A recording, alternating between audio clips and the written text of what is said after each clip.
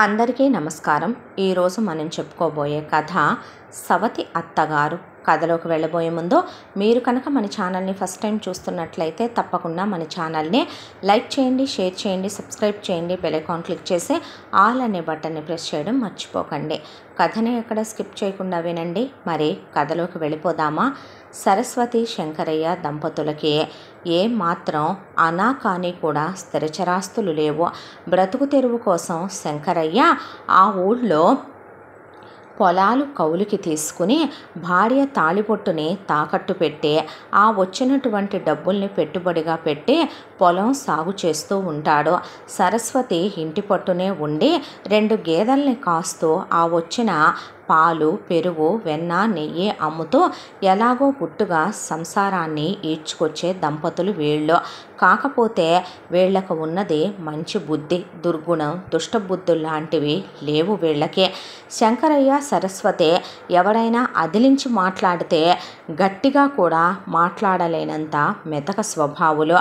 వీళ్ళిద్దరి దాంపత్యానికి గుర్తుగా వీళ్ళకి ఒక్కగానొక్క కొడుకు కృష్ణమూర్తి. తిని తినక ఎండకి ఎండి వానకి తడిసి సంపాదించే రూపాయి పెట్టి కొడుకును మాత్రం డిగ్రీ వరకు చదివించాడు శంకరయ్య. పక్కనే ఉన్న టౌన్లో చిన్న ఉద్యోగం చూసుకుని రోజు అప్ అండ్ డౌన్ చేస్తూ ఉండేవాడు కృష్ణమూర్తి. ఇక కృష్ణమూర్తికి వ్యవసాయం కూడా నేర్పించాడు శంకరయ్య. రేపొద్దున పరిస్థితులు ఎటొస్తాయో, భూమి తల్లిని నమ్ముకున్నవాడు ఏ రోజు నష్టపోడు అనే దాంతో వ్యవసాయం నేర్చుకుంటే తప్పేముంది అనే కొడుకునే ఆపరంగా కూడా ఒక రైతుగా తీర్చిదిద్దాడు ఆయన. శంకరయ్యకి ఒక్కగానొక్క చెల్లెలు సత్యవతి. సత్యవతి వయసులో ఉన్నప్పుడు చాలా అందంగా ఉందని ఆవిడ ఒక జాతరకి వెళితే పక్క ఊర్లో ఉండేటటువంటి కాస్త ఒక రైతుగారి అబ్బాయి చూసి సత్యవతిని ఇష్టపడ్డాడు. కానీ కట్నం లేకుండా ఆయన సత్యవతిని వివాహం చేసుకున్నాడు. సత్యవతికి భర్త పోయాడు. ఆ తరువాత ఒక్క కూతురు. ఆ భర్త పోయేటప్పుడు సత్యవతికి భర్త గుర్తుగా మిగిలింది. అమ్మాయి పేరు లక్ష్మి. సత్యవతికి అత్తింటి వారి ద్వారా భర్త పోయిన తర్వాత బంగారం పండే పొలం, రోడ్డు పక్కనే ఉన్న 5 ఎకరాల బిట్టు, దానితో పాటు 100 తులాల బంగారాన్ని ఇచ్చి మరీ పోయారు వాళ్ళ అత్తమామలు. సత్యవతి వాళ్ళకి అక్కడ పెద్ద మండవాలోగిలి ఇల్లు కూడా ఉంది. దాంతో ఇక సత్యవతికి ఆరోగ్యం బాగోకుండా పోయింది. లక్ష్మిని 10వ తరగతి వరకు చదివించింది. బయట వాళ్ళకి ఎవరికో పిల్లనివ్వడానికి ఆవిడకి మనసొప్పలేదు. దాంతో అన్నయ్య శంకరయ్య కొడుకు కృష్ణమూర్తి చదువుకొని ఉద్యోగం చేసుకుంటున్నాడు. పిల్లాడు చాలా మంచివాడు. గట్టిగా నోరు విప్పి మాట్లాడలేడు. తన అన్నయ్య వదనల్లాగే సాత్విక స్వభావుడు. వాడు గట్టిగా అదిలించి బెదిరించే రకం కూడా కాదు. కాబట్టి సత్యవతి ఒక రోజున శంకరయ్య దగ్గరికి వెళ్ళి అన్నా వదనల దగ్గర కూర్చుని నా బిడ్డకి పెళ్లి చేద్దాం అనుకుంటున్నాను, దాన్నే కృష్ణమూర్తికి ఇచ్చి పెళ్లి చేస్తే నా పుట్టింటితో ఉన్న నా రక్త సంబంధం, బంధం, బాంధవ్యం తెగిపోకుండా ఉంటాయి. వదిన అయితే దాన్ని మేనత్త కాబట్టి కన్న తల్లిలా చూసుకుంటుంది. ఆ మహానుభావుడు నన్ను ఒంటరి దాన్ని చేసి బిడ్డనిచ్చి పైలోకాలకి వెళ్ళిపోయాడు. ఆయన పోతూ నాకంటూ ఇచ్చెళ్ళింది ఒక 100 తులాల బంగారం, ఇల్లు, 5 ఎకరాల పొలం మిగిల్చిపోయాడు. అవేవో బిడ్డకే పెట్టి నేను ఆశ్రమానికి వెళ్ళిపోదాం అనుకుంటున్నాను. నాకు ఆరోగ్యం బాగోటం లేదు. ఎన్నాళ్ళు బ్రతుకుతానో నాకే తెలియదు. నాకు భయంకరమైన రోగం ఉందని డాక్టర్లు చెప్పారు. నేను ఇక్కడ ఎక్కడా ఉండాలనుకోవటం లేదు అని ఆవిడకి క్యాన్సర్ ఉంటే అది లాస్ట్ స్టేజ్లో రోజుల్లో మనిషి అని డాక్టర్ చెప్పాక తీసుకున్న నిర్ణయం. దాంతో పెళ్లి చూసి వెళ్ళాలనుకుంటున్న చెల్లెలు కోరికనే శంకరయ్య, సరస్వతి నెరవేర్చారు. కృష్ణమూర్తి ఇష్టపూర్వకంగా, మనఃపూర్వకంగా లక్ష్మిని వివాహం చేసుకున్నాడు. చేసుకున్నాక 5 ఎకరాల పొలం అయితే భర్త ద్వారా ఆవిడకి వచ్చిందో ఆ పొలాన్ని కృష్ణమూర్తి పేరిట పెట్టి అక్కడ ఉన్న ఇల్లు అమ్మేసి ఈ ఊళ్ళో వీళ్ళకి మరొక ఇల్లు కొనిపెట్టి అలాగే ఆ 100 తులాల బంగారాన్ని పిల్ల ఒంటి మీద వేసి ఇక పిల్లని జాగ్రత్తగా చూసుకోయ్యా, ఏమీ అనకు, తెలిసి తెలియక ఏదైనా అది తప్పు చేస్తే కడుపులో పెట్టుకో, నీ అక్కలా చెల్లిలా చూసుకో నాయనా అని చెప్పి నువ్వే ఇక తల్లివైనా తండ్రి తండ్రివైన అన్నా వదినలకి అప్పచెప్పి ఆవిడ వెళ్ళిపోయింది. వెళ్ళిపోయిన తరువాత కొద్ది కాలంలోనే, ఒక 6 నెలల కాలంలోనే ఆవిడ కాలం చేసిందని ఆశ్రమం వాళ్ళు చెప్పటం, వీళ్ళు కర్మకాండలకి వెళ్ళటం, కర్మకాండల డబ్బులు కూడా ఆవిడే ఇచ్చుకొని వెళ్ళారని, దశదిన కర్మలు కూడా ఇక్కడే జరిపించమన్నారని, అన్నదానం ఈ ఆశ్రమంలో ఉన్న వాళ్ళకి చేయించమన్నారని, ఆవిడ ఒంటి మీద ఉన్న బంగారం ఆశ్రమానికి డొనేట్ చేసేసారని వాళ్ళు వీళ్ళకి పేపర్లు చూపించి ఆవిడ ఆఖరి క్రతువులు కంప్లీట్ చేశాక లక్ష్మి కన్నీరు మున్నీరుగా ఏడ్చింది కృష్ణమూర్తి మీద పడే. కృష్ణమూర్తికి లక్ష్మి అంటే చాలా ఇష్టం. ఆవిడ్ని చాలా ప్రేమగా చూసుకునేవాడు. ఆవిడ చాలా మెతక మనిషి. అసలు గట్టిగా నోరిప్పి మాట్లాడదు. లక్ష్మి ఏమంటా వచ్చిందో కానీ ఆ 5 ఎకరాల పొలాన్ని శంకరయ్య పండిస్తూ ఉండేవాడు. బంగారం పండేది ఆ పొలంలో, 3 పంటలు. దానికి తోడు ఇక శంకరయ్య ఆ 5 ఎకరాలకి తోడు ఎదురు ఇంకొక 10 ఎకరాలు తీసుకొని కౌలుకేస్తూ ఉండేవాడు. లక్ష్మి ఒళ్ళంతా నగలేసుకొని ఇల్లంతా కళకళలాడుతూ తిరుగుతుంటే సరస్వతికి 2 కళ్ళు సరిపోయాయి కాదు. లక్ష్మి వచ్చిన వేళ విశేషం. పోతూ పోతూ సత్యవతి వీళ్ళకున్నదే 2 గేదెలు. ఆవిడ పోతూ 25 ఆవులు, 25 గేదెలు, 100 మేకలు, గొర్రెలు, 1000 కోళ్ళు కూడా ఇచ్చిపోయింది వీళ్ళకి. వాటితో ఎప్పుడు సరస్వతి బిజీగా ఉండేదే. లక్ష్మి వంట పని, పూజ పునస్కారాలు చేసుకుంటూ కృష్ణమూర్తి ఉద్యోగానికి వెళ్ళొస్తూ టౌన్కి చాలా సంతోషంగా ఆనందంగా ఇలా 2 సంవత్సరాల కాలం గడిచిపోయింది. లక్ష్మికి 18 వెళ్ళి 19 వచ్చాయి. ఆ తరువాత లక్ష్మి గర్భవతి అయ్యింది. గర్భవతి అయిన లక్ష్మిని చాలా జాగ్రత్తగా ప్రేమగా హాస్పిటల్లో చూపిస్తూ మరీ చూసుకున్నారు వీళ్ళు. అయితే ఉన్నట్టుండి లక్ష్మి 9 నెలలకి బాబుని ప్రసవించింది. బాబు పేరు అభిరామ్ అని పెట్టుకున్నారు. 21వ రోజున పురిటి స్నానాలు అవి కంప్లీట్ అయిన తర్వాత లక్ష్మికి ఉన్నట్టుండి వాంతులు అవ్వటం, దాంతోపాటు బ్లీడింగ్ ఆగకుండా అవ్వటం, మనిషి వీక్ అయిపోయి కళ్ళు తిరిగి పడిపోయింది. హాస్పిటల్కి తీసుకెళ్తే గర్భసంచిలో ఏదైనా ప్రాబ్లం ఉందేమోనని టెస్టులు చేయించి డాక్టర్లు చూసి అదేదో వాళ్ళు ఫైనల్ చేసేలోపే రక్తపోటు అధికంగా వచ్చి లక్ష్మి కాస్త కన్ను మూసింది. దాంతో పురుట్లో ఉన్న పసిగుడ్డు ఒకవైపు, భార్యను పోగొట్టుకున్న కృష్ణమూర్తి మరొక వైపు, లక్ష్మి ముక్కుపచ్చలారకుండానే అలా పోయిందనే దిగులు మరొక వైపు. ఈ ఇంత దాంట్లో కూడా మనం తొందరపాటు ఎక్కడ పడకూడదో పెద్దవాళ్ళు అక్కడే తొందరపడిపోతూ ఉంటారు కొంతమంది. పిల్లాడు ఎక్కడ తల్లి లేని వాడవుతాడో, కృష్ణమూర్తి ఎక్కడ తప్పుడు పనులు చేసి కాలు జారే ఇప్పటి వరకు భార్య ఉందే అందగత్తె, పెళ్ళాంతో సుఖపడ్డాడు, పెళ్ళాం పోతే మగాడికి గుర్తొచ్చేదేంటి పరాయి ఆడదాని సాంగత్యమేనని ఇక వెంటనే కృష్ణమూర్తికి ఇంకొక పెళ్లి చెయ్యాలని నిశ్చయించి సంబంధాలు చూడటం మొదలుపెట్టారు. లక్ష్మి పోయి 3 నెలలైనా కాకుండా వద్దని ఊళ్ళో వాళ్ళు కనీసం 1 ఏడాదన్నా గడువు తీసుకోమన్నా సరస్వతి శంకరయ్య వినలేదు. ఆ తర్వాత వెతగ్గా వీళ్ళకి వెంటనే ఒక సంబంధం దొరికింది. అమ్మాయి పేరు భద్రావతి. భద్రావతికి వివరాలన్నీ చెప్పారు.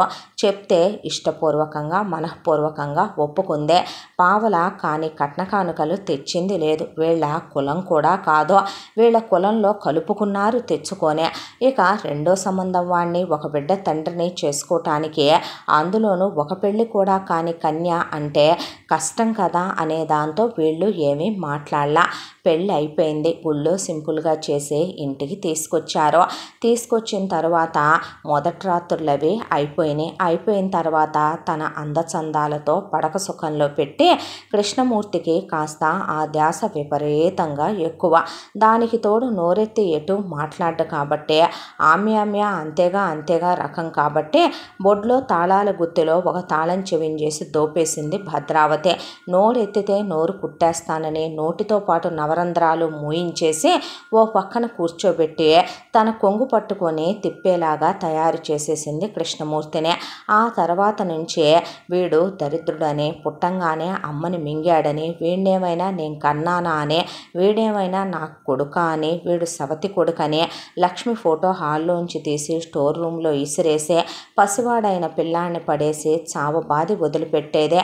సరస్వతి శంకరయ్య ఏంటిదంటే వాళ్ళను కూడా పడేసి తుక్కు కింద ఉతికేపాటికి అసలే మెతక మనుషులు. దాంతో నోరు కూడా విప్పలేక జరిగిన అవమానానికి పీక్కుంటూ లాక్కుంటూ దేవతలాంటి పోయిన కోడలెక్కడా, తీసుకొచ్చిన దుష్టశక్తి లాంటి ఇదెక్కడా, ఒకవైపున పిల్లాన్ని చావు బాధేస్తుంది. కొడుకు చేతగాని ఎదవలా తయారయ్యి అదిచ్చే పడక సుఖం కోసం ఉద్యోగానికి వెళ్ళొస్తూ వ్యవసాయం చూసుకుంటూ చెవిలుండి చెవిటోడై, కళ్ళుండి గుడ్డోడై, నోరుండి మోగోడైపోయి పసివాణ్ణి కొడుతున్నా ఈ పాపిష్టి వెధవ మాట్లాడటంలేదో. పోయిన నా చెల్లెలు ఆత్మ శాంతిచ్చుద్దా సరస్వతి? పిల్లని మన చేతిలో పెట్టిపోయిందే. పిల్లని ఎటూ మనం కాపాడుకోలేకపోయాం. పిల్ల పోతూ పిల్లాన్ని మన ఒళ్ళో పెట్టి వాడిని ప్రయోజకుణ్ణి చేయమని, ఉత్తముణ్ణి చేయమని, తనది మొత్తం పిల్లాడికే దక్కేలా చేయమని, పిల్లాడిని ప్రేమగా చూసుకోమని చెప్పెళ్తే చివరికి ఇలాంటి నీచురాల్లా మనం కోడలుగా తీసుకొచ్చాము అని ఒకవైపున కోడలతో తన్నులు తింటూ శంకరయ్య వ్యవసాయం చేస్తూ, సరస్వతి ఒకవైపున ఇంట్లో పాచి పని చేస్తూ భద్రావతి పెత్తనం కింద నలిగిపోయారో. ఎక్కడైనా వచ్చాక 1 ఏడాదికో 2 ఏళ్లకో అసలు గుణాలు బయటపడతాయి. వచ్చిన నెల రోజుల నుంచే భద్రావతి దాష్టికాలకి వీళ్ళు బలి. అత్తామామలకి గంజి పోసేది, పిల్లాడికి గుక్కలో అన్ని పాలు కూడా పోసేది కాదు, అంత పాడుండే. దొంగతనంగా సరస్వతి పాలు పట్టించేది పిల్లాడికే. ఇలా నరకం అనుభవిస్తూ చిత్రవద అయిపోయిందే. కృష్ణమూర్తిని ఎందుకురా అలా ఉంటావు, వాడు నీ బిడ్డ కాదట్రా అని ఎంత చెప్పినా కృష్ణమూర్తి వస్తున్నావా మల్లెపూలు తీసుకొని అనంగానే సెంటు జల్లుకొని స్నానం చేసి గదిలోకి వెళ్ళి బయటకు వచ్చేవాడు కాదు. ఇదేం కర్మ, అంతకుముందు మన కోడలుండగా ఈ దరిద్రుడు ఎంత పనికిమాలిన సన్నాసిలా లేడు, ఇప్పుడు ఇలా తయారయ్యాడని వాళ్ళు దుఃఖపడని రోజులు లేవో. ఊళ్ళో వాళ్ళందరిలో కూడా భద్రావతి పేరు పడిపోయిందే. ఎవరూ భద్రావతి నోట్లో నోరు పెట్టరు. నీ కూతురు వాడితో లేచిపోయిందని, నీ కోడలు పంపు సెట్ల వెనకాలకి వెళ్ళిందని, నీ కొడుకు చెడిపోయాడనే, నీ మొగుడు అలాంటోడనే, ఇక ఆ నోటికి తాటాకులు కట్టి తగలయ్యాలి, అలాంటి మాటలు మాట్లాడుద్దని వాళ్ళంతా హడిలిపోయే జరిగేది చూస్తూ కూడా నోరు విప్పలేని అసమర్థతతో ఆ ఊళ్ళో ఎవరు భద్రావతి నోట్లో నోరు పెట్టరు. ఇలా కాలచక్ర ప్రవాహంలో రోజులు గడిచిపోతూ అభిరామ్ 4 సంవత్సరాల వాడయ్యాడు. ఈలోగా భద్రావతి కృష్ణమూర్తితో కలిసి మొత్తానికి ఒక కొడుకుని కందే. కొడుకు పేరు లక్ష్మణ్ అని పెట్టుకుందే. తన కొడుకుని మాత్రం కాలు కింద పెట్టనివ్వకుండా ఉయ్యాల్లో కన్నా తన గుండెల మీద వేసుకుని, నెత్తి మీద వేసుకుని, ఒళ్ళో వేసుకుని పెంచుకునేదే. చాటి పిల్లాడు వాడు పసిబిడ్డే అయినా కూడా వాడిని కారపు ముద్దలు పెట్టడం, వాతలు పెట్టడం, వాడిని పడేసి బాది పారేయటం, వాడిని నరకం పెట్టడం, చిత్రహింసలు పెట్టడం, ఏది ఉంటే చేతిలో అదేసి వాడికి కొట్టేయటం, అంత చిన్న పిల్లాడికి కూడా పనులు చెప్పటం, వాడిని నిజం చెప్పాలంటే హీనాతి హీనంగా చూసేది. కాళ్ళు తెచ్చుకోవటం, కాళ్ళతో తంతం, తినేవి ఎంగిలివి తన కొడుకు తిన్నాక విసిరేయటం, తన కొడుకు కట్టి తీసేసిన బట్టలు వాడి ముఖానేయటం, వాడిని ఒక అనాథ కన్నా కూడా ఘోరంగా చూసేదే. అది చూడలేని సరస్వతి శంకరయ్య, ఒరే కృష్ణమూర్తి, దేవుడనేవాడు ఉంటే కనుక నువ్విలా ముచ్చు వెధవలా ఎన్నాళ్ళు ఉంటావురా? వాళ్ళమ్మ పొలం కాదట్రా అది ఒంటి మీద వేసుకొని కులికేదే. వాళ్ళమ్మ బంగారం కాదట్రా, నువ్వు నాశనం అయిపోను, నువ్వు ఊడ్చుకుపోను, కన్న తల్లిదండ్రులం అయిపోయి నిన్ను అనకూడదు అనుకున్నాం ఇంతకాలం. పసివాణ్ణి అదన్ని నరకాలు పెడుతుంటే ఒక్కరోజైనా మగాళ్ళ మొగుళ్ళ ఉన్నావట్రా? దాని కొంగు పట్టుకొని తిరుగుతూ పసివాణ్ణి కొడుతుంటే తిడుతుంటే చూస్తావేమిట్రా?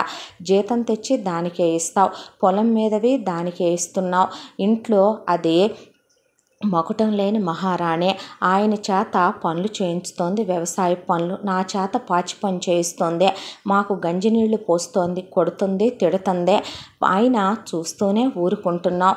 పసివాడికి పిడికెడు ముద్దన్నా పెట్టట్లేదురా, అది మహాపాపం కాదంటావట్రా? కనీసం కొట్టొద్దనైనా చెప్పరా? చచ్చిపోయేటట్టున్నాడ్రా ఆ దెబ్బలు తట్టుకోలేక. రోకలి బండ్లు పెట్టి కొట్టడం ఏంట్రా? వాడి ఒంటి మీద వాత పడ్డ చోటే కానీ పడని చోటంటూ ఉందా? పసివాణ్ణి అంత నరకం ఎందుకురా? దానికి నీకు కూడా ఒక కొడుకు పుట్టాడు కదా, వాణ్ణి పట్టు పరుపుల మీద పెంచుతోంది, బంగారపు మొలతాళ్ళు కట్టిందే, బంగారపు బంగారపు మువ్వలేసి పెంచుతోంది. వాడికి వెండి చెప్పులు కొన్నదే. వాడి కోసం పట్టు జుబ్బాలు వేసి పెంచుతోంది. వాడికి పాలు, పెరుగు, వెన్న, నెయ్యి, నీచు పెట్టి పెంచుతోంది. వాడిలాంటి వాడు కాదా వీడు? వాడికి వీడికి ఎంత తేడా? గట్టిగా ఏడాదిన్నర. పసివాడు రావాడు. దెబ్బలు తాళలేక ప్రాణాలు వదిలేస్తాడని మాకు భయంగా ఉందిరా. పోయిన వాళ్ళమ్మ ఆత్మ ఘోషిస్తుందరా. సత్యవతి రోదన మాకు వినపడుతుందరా. పాపిష్టి వెధవ అంటే పిల్లాన్ని కొట్టకలే భద్రా అనేసరికి మూసుకో నువ్వింకా. రాత్రికి రానివ్వాలని లేదా ఏంటి? వెళ్ళి పూలు తీసుకొని హల్వా తీసుకొని రాపో. కన్నాడమ్మా ఒకడిని కనేపాటికి అయిపోయింది సరుకు. ఇక పిల్లలు పుట్టరు ఏం పుట్టరు అనేశారు డాక్టర్లు. అది నీలో లోపం వల్ల అన్నారుగా భద్రా. లేదంటే కంటాడమ్మా ఓ 10 మందిని. ఏం పెట్టి పోషిద్దామని? జీతం నీకే ఇస్తున్నాను, పొలం మీదయ్యే నీకే ఇస్తున్నాను. కొట్టకలే తల్లి లేని పిల్లాడు.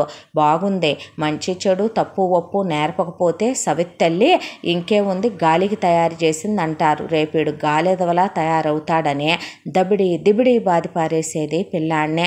ఇవన్నీ చూడలేక ప్రతి క్షణం నరకం అనుభవిస్తూ చిత్రవద అనుభవిస్తూ ఆ చాకిరి చెయ్యలేక ఒక రోజున శంకరయ్య, ఆ తర్వాత ఆయన పోయాడనే దుఃఖంతో 6 నెలలు తిరగకుండానే సరస్వతి పోతూ పోతూ కూడా పిల్లాడిని జాగ్రత్తగా చూసుకోరా, నీకు దండం పెడతాం భద్రావతి కొట్టకే అని చెప్పి మరీ పోయారు. ఇక వాళ్ళుంటేనే అంతంత మాత్రం సగం తన్నులు వాళ్ళు తిని పిల్లాడిని కాచుకునేవాళ్ళు. వాళ్ళు కూడా పోయిన తర్వాత నిండా 5 ఏళ్ల బిడ్డవాడు. ఆ రోజు నుంచి వాడి భర్తం పట్టడం మొదలుపెట్టింది భద్రావతి. ఇక వాడిని తీసుకెళ్ళి గవర్నమెంట్ స్కూల్లో విసిరేసిందే.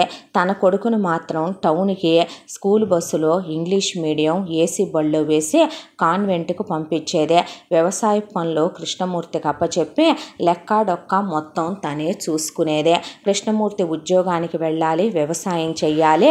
ఇక ఇంట్లో వంట వార్పు పనులన్నీ కూడా తను చూసుకుంటూ అభిరాముని చెత్తగా తుక్కు రేక్కొట్టేసి ఇంట్లో పని వాళ్ళందరినీ ఒక్కొక్కళ్ళుగా తీసేసుకుంటూ వచ్చింది. పిల్లాడి 10 ఏళ్ల వయసులోపు తీసేసుకుంటూ వచ్చి పిల్లాడికి ఇంటి పని చేయటం నేర్పింది. ఇల్లు ఉడవటం, తడిగుడ్డలు పెట్టడం, బూజులు దొరపటం, ఇక ఇల్లంతా డస్టింగ్ చేసి రావటం, వాకిలి ఊడవటం, పేడకళ్ళాపు కొట్టడం, ముగ్గులేయటం, గొబ్బెమ్మలు పెట్టడం, పసుపు కుంకాలు వేయటం, పూల మొక్కల్లో పాదులు చేయటం, గొడ్లకాడ పేడ తీయటం, ఇక గొడ్లకాడ పిల్లాడు పాలు తీయటం, ఆ తర్వాత వాటికి కుడితి కలిపి పెట్టడం, తవుడు పోయటం, మడ్డి కూళ్ళు వండటం, దానికి తోడు పిల్లాడు వంట పని చెయ్యాలి.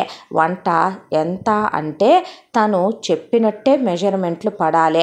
చెత్తగా చితక బాధేసి పిల్లాడికి పిండి వంటలు చేయటం దగ్గర నుంచి మొదలుపెట్టి వాడికి ఒక 13-14 ఏళ్ల వయసు వచ్చేలోపు వాడు అలా వెళితే ఒక మాస్టర్ చెఫ్ అయిపోతాడేమో.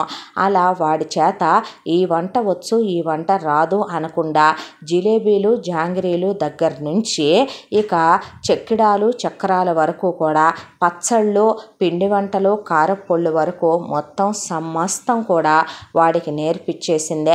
ఇక 150 కిలోల వెయిట్ ఉంటుంది భద్రావతి. గట్టిగా కూర్చుంటే లెగవను కూడా లెగవలేదు. ఇల్లంతా నీట్గా రెనోవేషన్లు చేయించి ఏసీలు పెట్టుంటాయి. పిల్లాడి గది మాత్రం మూలకుంటుంది. ఆ గదిలో ఒక కిటికీ, పాతది ఎప్పటిదో ఒక ఫ్యాను. ఆ గదిలోనే నానమ్మ తాతయ్య ఉండేవాళ్ళు. ఆ గదిలోనే పోయారు. పిల్లాడు అదే గదిలో ఉంటాడు. కానీ చాలా బాగా చదువుతాడు. పిన్ని దెబ్బలు వాడి ఒంటికి అలవాటైపోయినాయి. నాన్న ఎప్పుడు దగ్గరికి తీసుకొని తిన్నావా అని అడిగింది లేదు. దొంగచాటుగా కూడా తన పలకరించింది లేదు. పొలానికి వెళ్ళినా నాన్న భోజనం తీసుకొచ్చాను అంటే అక్కడ పెట్టి వెళ్ళు అంటాడు అంతవరకే. లేదా వెళ్ళేటప్పుడు పిన్నికి ముంజలు తీసుకెళ్ళు, పిన్నికి ఇదిగో నాటుకోడి కొట్టించాను, మాంసం ఎత్తుకెళ్ళి వండేసాయి ఇలా చెప్తాడు. పిల్లాడు పొద్దున్నే లేవాలి. తెల్లవారుజామున 3 గంటలకే. 3 నుంచి వాడికి 6 వరకు ఆ గేదెల దగ్గర పని, ఆ పాల పని సరిపోద్ది.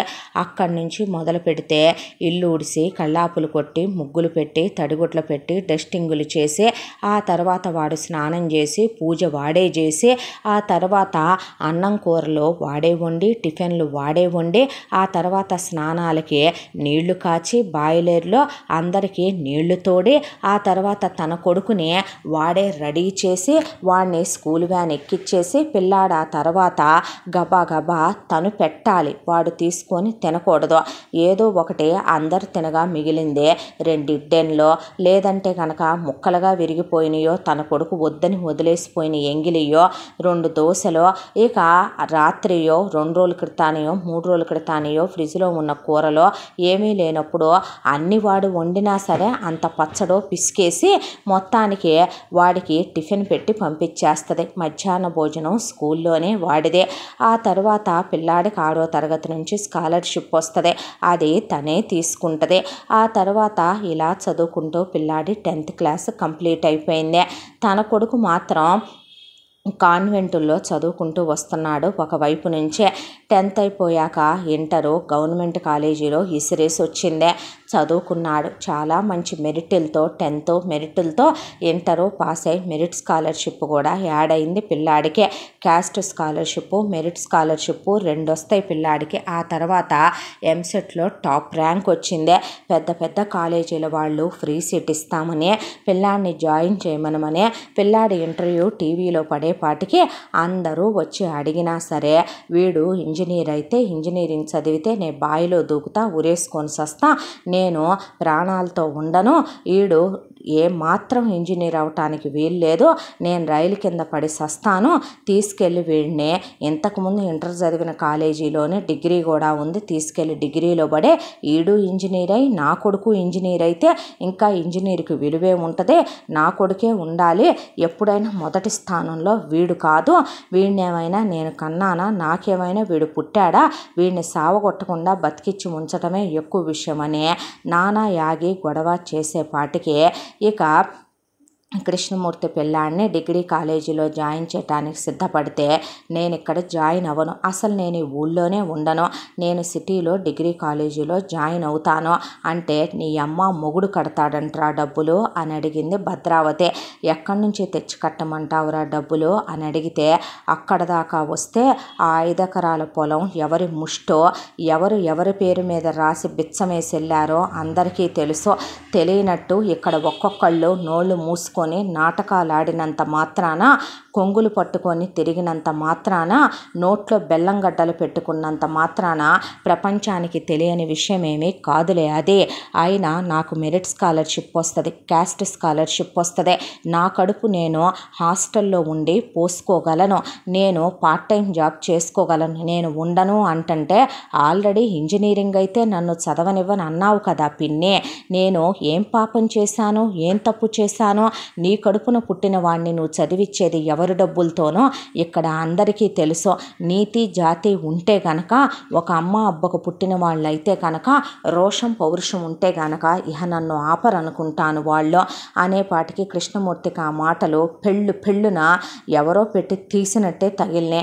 ఊళ్ళో వాళ్ళంతా కాండ్రిచ్చి ఉమ్మూసి కృష్ణమూర్తి మొహం మీద తల్లి పోయిందే, వాడి చేత నీ పెళ్ళాం బ్రాసరీల దగ్గర నుంచి నీ అండర్వేర్ల దాకా ఉతికిచ్చిందే, పిల్లాడి చేత పిండి వంటలు పచ్చళ్ళు ముగ్గులు గొబ్బెమ్మలు కూడా అయిపోయినాయే, అది చాలదన్నట్టు చదువు కూడా చెప్పేచ్చరా మీ దినాలు జయ్య మీ నాశనం గాను అనే కటికి తిట్లు తిట్టేపాటికి కృష్ణమూర్తి పోనీలే వెళ్ళి చదువుకుంటాడు అనేసరికి నువ్వు కూడా అలా మాట్లాడతావేంటి, ఈడక్కడికి వెళ్ళాక ఏ ఇంజనీరింగ్లోనో చేరితే నేను ఊరుకుంటానంట్లే, వచ్చి పంతుళ్ళందరి ముందు వీడి జుట్టు పట్టుకొని ఆ కెలాసులో నుంచి బయటికి ఈడ్చుకొచ్చి ఈడి సర్టిఫికెట్లు తగలేసి ఈడిని తీసుకొచ్చి కాలో చెయ్యో ఇరిపిచ్చేసి నా పుట్టింటి వాళ్ళతో ఈ ఎదవని గొడ్డసావిళ్ళు వేసి తొక్కేయను అంది భద్రావతి.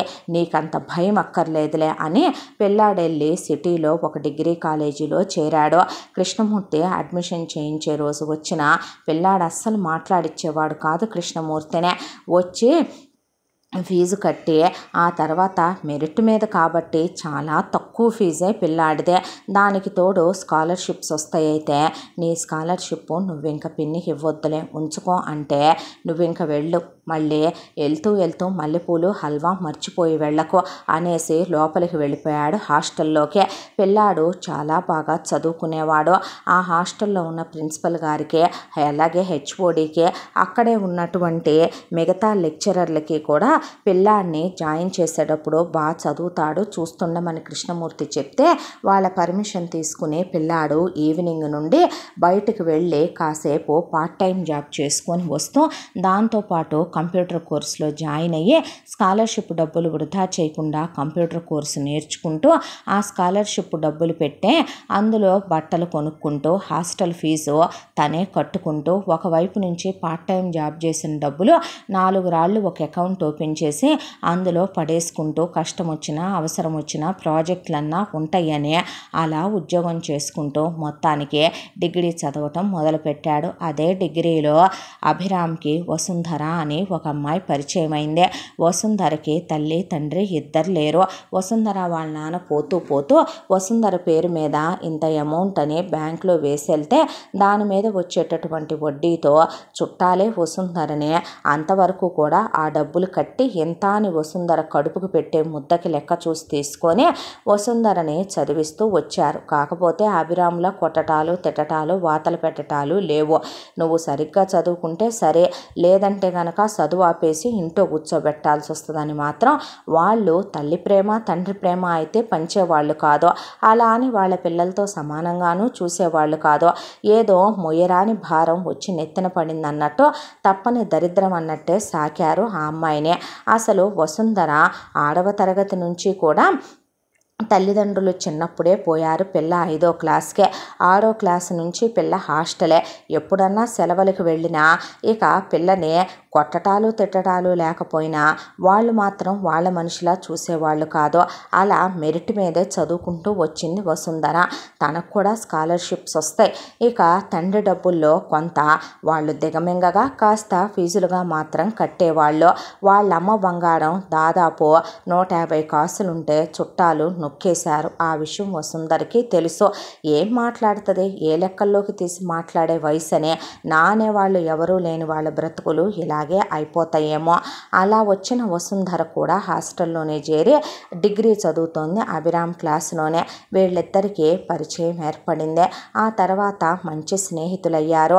ఆ స్నేహం కాస్త ఇద్దరు ఒకళ్ళ కష్ట సుఖాలు ఒకళ్ళు చెప్పుకొని మంచైనా చెడైనా ఒకళ్ళ కన్నీరు ఒకళ్ళు తుడుచుకునేదాకా వచ్చింది. ఏ విషయం ఒకళ్ళ మధ్య ఒకళ్ళు దాచిపెట్టుకునే వాళ్ళు కాదు. అడమరికలు ఉండేవి కాదు. వసుంధర కూడా ఒక పార్ట్ టైం జాబ్లో చేరింది. ఇద్దరు కలిసి వెళ్ళొస్తూ కంప్యూటర్ కోర్సులు కూడా కలిసి నేర్చుకునేవాళ్ళు. అసలు కాలేజీలో ఒక రకంగా చెప్పాలంటే అబ్బాయిలు వసుంధరను వాడేయాలని అమ్మాయిలు అభిరామ్ని వాడేయాలనే తరహా వాళ్లే తప్ప మంచి వాళ్ళెవరూ ఆ క్లాసులో ఉండేవాళ్ళు కాదు. వీళ్ళిద్దరే ఒకళ్ళతో ఒకళ్ళు స్నేహంగా సాన్నిహిత్యంగా ఉంటే వీళ్ళ మీద గాసిప్స్ చెప్పుకుని లవ్ బోర్డ్స్ అని ఒకళ్ళనొకళ్ళు వదిలి ఉండట్లేదని మొగుడు పెళ్ళాలా ఏంటనే ఇక పెళ్లి చేసుకొని బయటికి వెళ్ళి ప్రతిరోజు కూడా బయట రూముల్లో కులికొచ్చి పిల్లలు పుట్టకుండా ఏ సేఫ్టీలో వాడుతూ పార్ట్ టైం ఉద్యోగాల్ని కంప్యూటర్ కోర్సుల్ని అడ్డం పెట్టుకొని ఇక బాగుందయ్యా బాగుంది అనే నటనలో నాటకాలు గాసిప్స్ పుట్టించుకొని మాట్లాడుకునేవాళ్ళు. కుక్కల అరుపుల్ని పట్టించుకుంటే ఏనుగు దారిలో నడవలేదు అనే అభిరామ్ వసుంధర ఒకళ్ళకొకళ్ళు ధైర్యం చెప్పుకునేవాళ్ళు. ఇలా ఇద్దరిది డిగ్రీ కంప్లీట్ అయింది. ఆ తర్వాత నేను పీజీ చదివి తీరాల్సిందేనన్నాడు అభిరామ్. అయితే మళ్ళీ పీజీలో సేమ్ కాలేజీల్లో ఇద్దరు జాయిన్ అయ్యారు. మళ్ళీ హాస్టల్, మళ్ళీ పార్ట్ టైమ్ కంప్యూటర్ కోర్సులో ఉన్నటువంటి C++లు జావాలు ఏది వదలకుండా నేర్చుకుంటూ వచ్చారు ఇద్దరు కూడాను. బాగా తెలివితేటలు ఉండటం, గ్రాస్పింగ్ పవర్ ఉండటం వల్ల చాలా త్వరగా క్యాచ్ చేసేవాళ్ళు ఇద్దరు. ఏ కుక్కలు ఏం వాగినా సరే వాళ్ళు పట్టించుకునే వాళ్ళు కాదు. వాళ్ళిద్దరి మధ్య ఉన్నటువంటి అభిమానం, గౌరవం, ఆత్మీయత, అనురాగాలకి బయట ప్రపంచం ఏ పేరు పెట్టినా వాళ్ళు పెట్టుకున్న పేరు మాత్రం స్నేహం. ఆ తర్వాత ఇద్దరిది కూడా ఇక పీజీ అయిపోవచ్చింది. ఇంకో 10 రోజుల్లో పీజీ ఎగ్జామ్స్ అనగా భద్రావతి తన అన్న పెద్ద కూతురుతో అభిరామ్కి పెళ్లి నిశ్చయించేసిందే. తన పుట్టింటి వాళ్లే తన కోడళ్ళు అవ్వాలని, తన పుట్టింటి రక్త సంబంధాన్ని పోగొట్టుకోకూడదని ఆ పెళ్లిని ఫిక్స్ చేసేసి కరెక్ట్గా అభిరామ్ ఎగ్జామ్స్ అయిపోవటం 3వ రోజే అభిరామ్కి తన అన్న పెద్ద కూతురికి పెళ్లి ఖరారు చేసేసి తనే నిశ్చయితాంబూలాలు మార్చేసుకొని ఆల్రెడీ వాళ్ళని దింపేసింది విడిదింట్లో. అయితే అభిరామ్కి ఫోన్ చేసి నీకు నేను సంబంధం చూశాను, మూసుకొని వచ్చి తాళి కట్టి ఇక్కడే నువ్వు వ్యవసాయం చేద్దు కానీ ఇక్కడి నుంచే ఉద్యోగానికి వెళ్ళొద్దు కానీ అని భద్రావతి నెక్స్ట్ లైఫ్ ఏంటనేది కూడా డిసైడ్ చేసేసింది అభిరామ్ది. ఎవరితో పిన్ని అన్నాడు. ఎవరితో ఏంటి, మా అన్నయ్య పెద్ద కూతురు, నీకు మామయ్య అవుతాడుగా, నేను కనకపోయినా కూడా నా కడుపు నిన్ను కనేంత పాపం చేసుకోకపోయినా కూడా నేను కాబట్టి ఇంత పట్టించుకొని ఏ గాలికి తిరుగుతావో, ఏ గాలి వెధవలా తయారవుతావో అనని, ఏ ఆడవాటిని మరుగుతావోనని సంబంధం చూసి ఉంచాను. చూడటానికి అది బాగానే ఉంటుంది, కాస్తో కూస్తో బాగానే ముట్ట చెప్తాడులే మా అన్నయ్య అన్న మాటకి ఆ అబ్బాయి ఏమీ మాట్లాడలే. ఎగ్జామ్స్ అయిపోనేవి పిన్ని అని ఫోన్ పెట్టేసి ఆలోచించుకున్నాడు. భద్రావతి చెప్పిన తన అన్న కూతురు భద్రావతికి డబల్ ధమాకా. భద్రావతికి ఇంకా తిరుగుబోతు అలవాట్లు లేవు, కానీ భద్రావతి అన్న కూతురు బాగా తిరుగుడు కూడా అలవాటు ఉంది. ఒక బాయ్ ఫ్రెండ్ కాదు, ఒక కథ కాదు, ఇక 10 ఇన్స్టాగ్రామ్ అకౌంట్లు, 10 ఫేస్బుక్ అకౌంట్లు, ఎప్పుడు చూసినా ఫోన్లోనే ఉంటుంది. అసలు మాట్లాడే మాట తీరు కరెక్ట్గా ఉండదు. భద్రావతి కన్నా భయంకరమైన బ్రహ్మ రాక్షసది. దాన్ని చేసుకుంటే జీవితంలో ఇక జీవితమే లేకుండా పోతే ఇన్నాళ్ళు పడ్డ నరకాలకి ఇప్పుడు మళ్ళీ కొత్తగా ఇంకో ముళ్ళ కిరీటాన్ని తెచ్చి తగిలించుకున్నట్టు అవుద్దని ఎగ్జామ్స్ అయిపోయాక ఇద్దరు అలా కూర్చుని నెక్స్ట్ ఏంటి అనుకున్నారు. ఉద్యోగాలకి అప్లై చేసుకున్నారు. ఉద్యోగాలు రావటానికి కరెక్ట్గా ఒక నెల నుంచి నెల 15 రోజులు టైం పట్టుద్దని ఆ అప్లై చేసుకున్న దగ్గర వాళ్ళు చెప్పారు వీళ్ళకే. సరేలే కాల్ లెటర్స్ వచ్చేలోపు ఎవరెళ్ళకి వాళ్ళకి వెళదాంగా అంది వసుంధర. నిన్ను నేను ఒక మాట అడగనా, ఇలా నాకు పెళ్లి సంబంధం చూసిందంట, నేను చేసుకుంటే మళ్ళీ తనలాంటి ఒక ఆడదాన్ని నా జీవితంలోకి ఆహ్వానించినట్టు అవుద్దే. నేనేంటనేది నీకు తెలుసు, నువ్వేంటనేది నాకు తెలుసు, మనిద్దరం పెళ్లి చేసుకుందామా వసు అని అడిగాడు అభి. అడిగితే వసుకి కాదంటానికి కారణాలు కూడా దొరకలేదు అభి విషయంలో. ఎందుకంటే చాలా మంచోడు, అందంగా ఉంటాడు, ఏ చెడు అలవాట్లు లేవో, ఇద్దరు క్యాస్ట్లు కూడా దగ్గరగా అటు ఇటుగా ఒకేలా ఉంటాయి. దానికి తోడు ఒకవైపున తనెవరిని అడగక్కర్లా, ఎందుకంటే తనకు అమ్మా నాన్నలు తోడు నీడ తోబుట్టువులు ఎవరూ లేరు. అభి ఎవరినైనా అడగాలేమో తనకి తెలీదు. నీ మీద మాత్రం ఒక చిన్న దెబ్బ, ఒక చిన్న మాట కూడా పడనివ్వను. నీ వరకు ఎవరైనా రావాలంటే నన్ను దాటే రావాలి. ఇద్దరం ఉద్యోగాలు చూసుకున్నాం, నాకు వాళ్ళ వైపు నుంచి ఏది వచ్చుద్దనే ఆశ లేదు. నీకు ఇష్టమేనంటే పెళ్లి చేసుకుందాం అంటే సరేనందే. అనగానే ఇటు ఎగ్జామ్స్ అయిపోయినాయి కాబట్టి వసుంధర ఆ విషయం ఇంట్లో చెప్తే వాళ్ళు ముందు కొంచెం రెచ్చిపోయారు. రెచ్చిపోయి మేము వేరే సంబంధం చూద్దాం అనుకుంటున్నామని ఒక రెండో సంబంధం వాడిని చూసి వాడికి కట్టబెట్టి డబ్బులు నొక్కేద్దామనే ప్లాన్లో వాళ్ళుంటే వసుంధర కొంతమంది వాళ్ళ నాన్న తరపు చుట్టాలకి, అమ్మ తరపు చుట్టాలకి ఫోన్ చేసి ఆ అమ్మాయి వాళ్ళతో టచ్లోనే ఉంటుంది, వాళ్ళని పిలిపిస్తే కాండ్రిచ్చి ఉమ్మూసి అసలు మీకేం హక్కు ఉంది ఆ పిల్ల మీద, ఆ అమ్మాయి మేజర్ అయితే చదువుకున్న పిల్ల అయితే ఇన్నాళ్ళు ఏదో ఉంచుకొని చూశారు కదా అని దాని బతుకును కూడా మీరే నిర్ణయిస్తారా, ఇక తప్పైనా ఒప్పైనా నువ్వే పడాలమ్మా, ఆ తర్వాత మా ఇంటికి మాత్రం మేము రానివ్వము అన్న తర్వాత కొందరు వసుంధర చేసేది తప్పన్నారు, కొందరు పెళ్లికి ముందే కాలు జారిందన్నారు, కొంతమంది తప్పే ఉంది చేసుకుంటే అమ్మ నాన్న లేని పిల్ల వీళ్ళు చూసిన సంబంధాలు చేసుకుంటే దాని బతుకేమవుద్ది అని ఎక్కడో ఒకళ్ళు న్యాయం చెప్పారు. వాళ్ళల్లో నుంచే ఒక 10 మంది వసుంధర వైపు అండగా నిలబడ్డారు. అందులో కొందరు వచ్చి ముందిద్దరికి గుళ్ళో పెళ్లి చేసి అప్పటికే వీళ్ళు రిజిస్టర్ మ్యారేజ్కి అప్లై చేసుకొని ఉన్నారు కాబట్టి రిజిస్టర్ పెళ్లి కూడా అయిపోయి సాక్షి సంతకాలు కూడా పెట్టేసిన తర్వాత ఇక సంతోషంగా ఉండండి అని దీవించి వెళ్ళిపోయారు. అభి తను దాచుకున్న డబ్బులతో వసుంధరకి 2 మంగళసూత్రాలు మాత్రమే కొన్నాడు అప్పటికే. ఆ తరువాత వసుంధర ఎవరికి చెప్పాల్సిన అవసరం లేదు, తన బట్టల బ్యాగు తీసేసుకుంది. తీసుకున్న తర్వాత వాళ్ళ నాన్న పాస్బుక్ ఏదైతే ఉందో డబ్బులేసిందే అది వసుంధర ముఖం మీద విసిరి కొట్టారు. బంగారం సంగతే మా దగ్గర ఎక్కడుందనే అబద్ధాలాడి బొంకారు. ఇక అనవసరం అనుకొని అక్కడి నుంచి అభి చేయి పట్టుకొని కష్టమైనా నష్టమైనా నిన్నే నమ్మాను. నన్ను నీట ముంచినా పాల ముంచినా నీదే భారం. నువ్వు తప్ప నాకెవరూ లేరు. నాకు నువ్వు తప్ప ఎవరూ లేరురా అన్న తర్వాత ఇక చెప్పాలి కదా, చెప్పక తప్పదు కదా అనే దాంతో కృష్ణమూర్తి దగ్గరికి అభిరామ్ వసుంధరని తీసుకొని ఊరు వెళ్ళాడు. వెళ్ళేసరికి భద్రావతి పెళ్లి ఏర్పాట్లు చేసుకుంటూ పందిళ్ళు వేసుంటే ఏంట్రా ఇది, ఎవత్రా ఇది అనేపాటికి నా భార్య తాళి కట్టాను కనిపించట్లేదా పిన్ని అన్నాడు. లక్ష్మణ్ ఫస్ట్ నుంచి కూడా అసలు నాకెందుకు అన్నట్టు ఏ విషయంలో కలగజేసుకోడు. ఎదవసోది అని ఫోన్ తీసుకొని రూమ్లోకి వెళ్ళిపోయాడు. వెళ్ళిపోయిన తర్వాత కృష్ణమూర్తి మాట్లాడకుండా కుర్చీలో కూర్చుండిపోతే నా అన్న కూతుర్నే నీకోసమని ఎంతకాలం ఉంచితే నీ బతుక్కి పిల్లనిచ్చే దిక్కు కూడా ఉందా? నీకు ఏముందనరా? అలాంటిదే మా అన్నయ్య నీకు పిల్లనిస్తానంటే అంత ఒళ్ళు బలిసి అంత ఒళ్ళు కొవ్వెక్కి నువ్వు ఎవర్రా ఈ అనామకురాలో, అసలు దీని అమ్మెవరు దీని అబ్బెవరు అని అడిగేసరికి తనకెవరూ లేరు అన్నీ నేనే అన్నాడు. అనాథముండం చేసుకొని తీసుకొచ్చావన్నమాట. అయితే వదిలిపడే ఏదో దీని మోజులో పడుంటావు. ఆ కాలేజీ చదువులకని సిటీలకు వెళ్ళే దీంతో కొన్నాళ్ళు సుఖపడే ఉంటావు కదా. ఇంకా దీని మీద మోజు తీరక ఏమే నంగనాచి తుంగబుర్రా, నువ్వు ఏం మందు పెట్టి ఏం మత్తు జల్లి ఈ పనికి మాలిన ఎదవని ఈ చవట సన్నాసిలాగా పడుంటాడు కదా అని చెప్పి వాడిని లొంగ తీసుకొని తాళి కట్టించుకొని వస్తే మేము ఊరుకుంటామనుకుంటున్నావా? ఏ కులమేనిదే, ఏ స్థలమేనిదే, యాడ్ నుంచి వచ్చావే, నీ అమ్మ బాబులెవరే, అతి గతి లేందానా కానీ కట్నం తేందానా, నీ బతుక్కి మా ఇంటి కోడలైపోదాం అనుకున్నావంటే అని అడిగితే అసలు అక్కడ దాకా వస్తే నువ్వెవరు పిన్ని మాట్లాడటానికి? నువ్వు నన్ను కన్నావా? నా తల్లివా? ఒళ్ళు బలిసిందా ఏంట్రా అంటే ఎందుకు ఒళ్ళు బలిసేదే, ఎందుకు బలవాలి నాకు ఒళ్ళు? ఇక్కడ ఒక్కొక్కళ్ళకి బలిసిన దానికన్నా నాకు ఎక్కువ బలిసిందా ఏంటి ఒళ్ళు?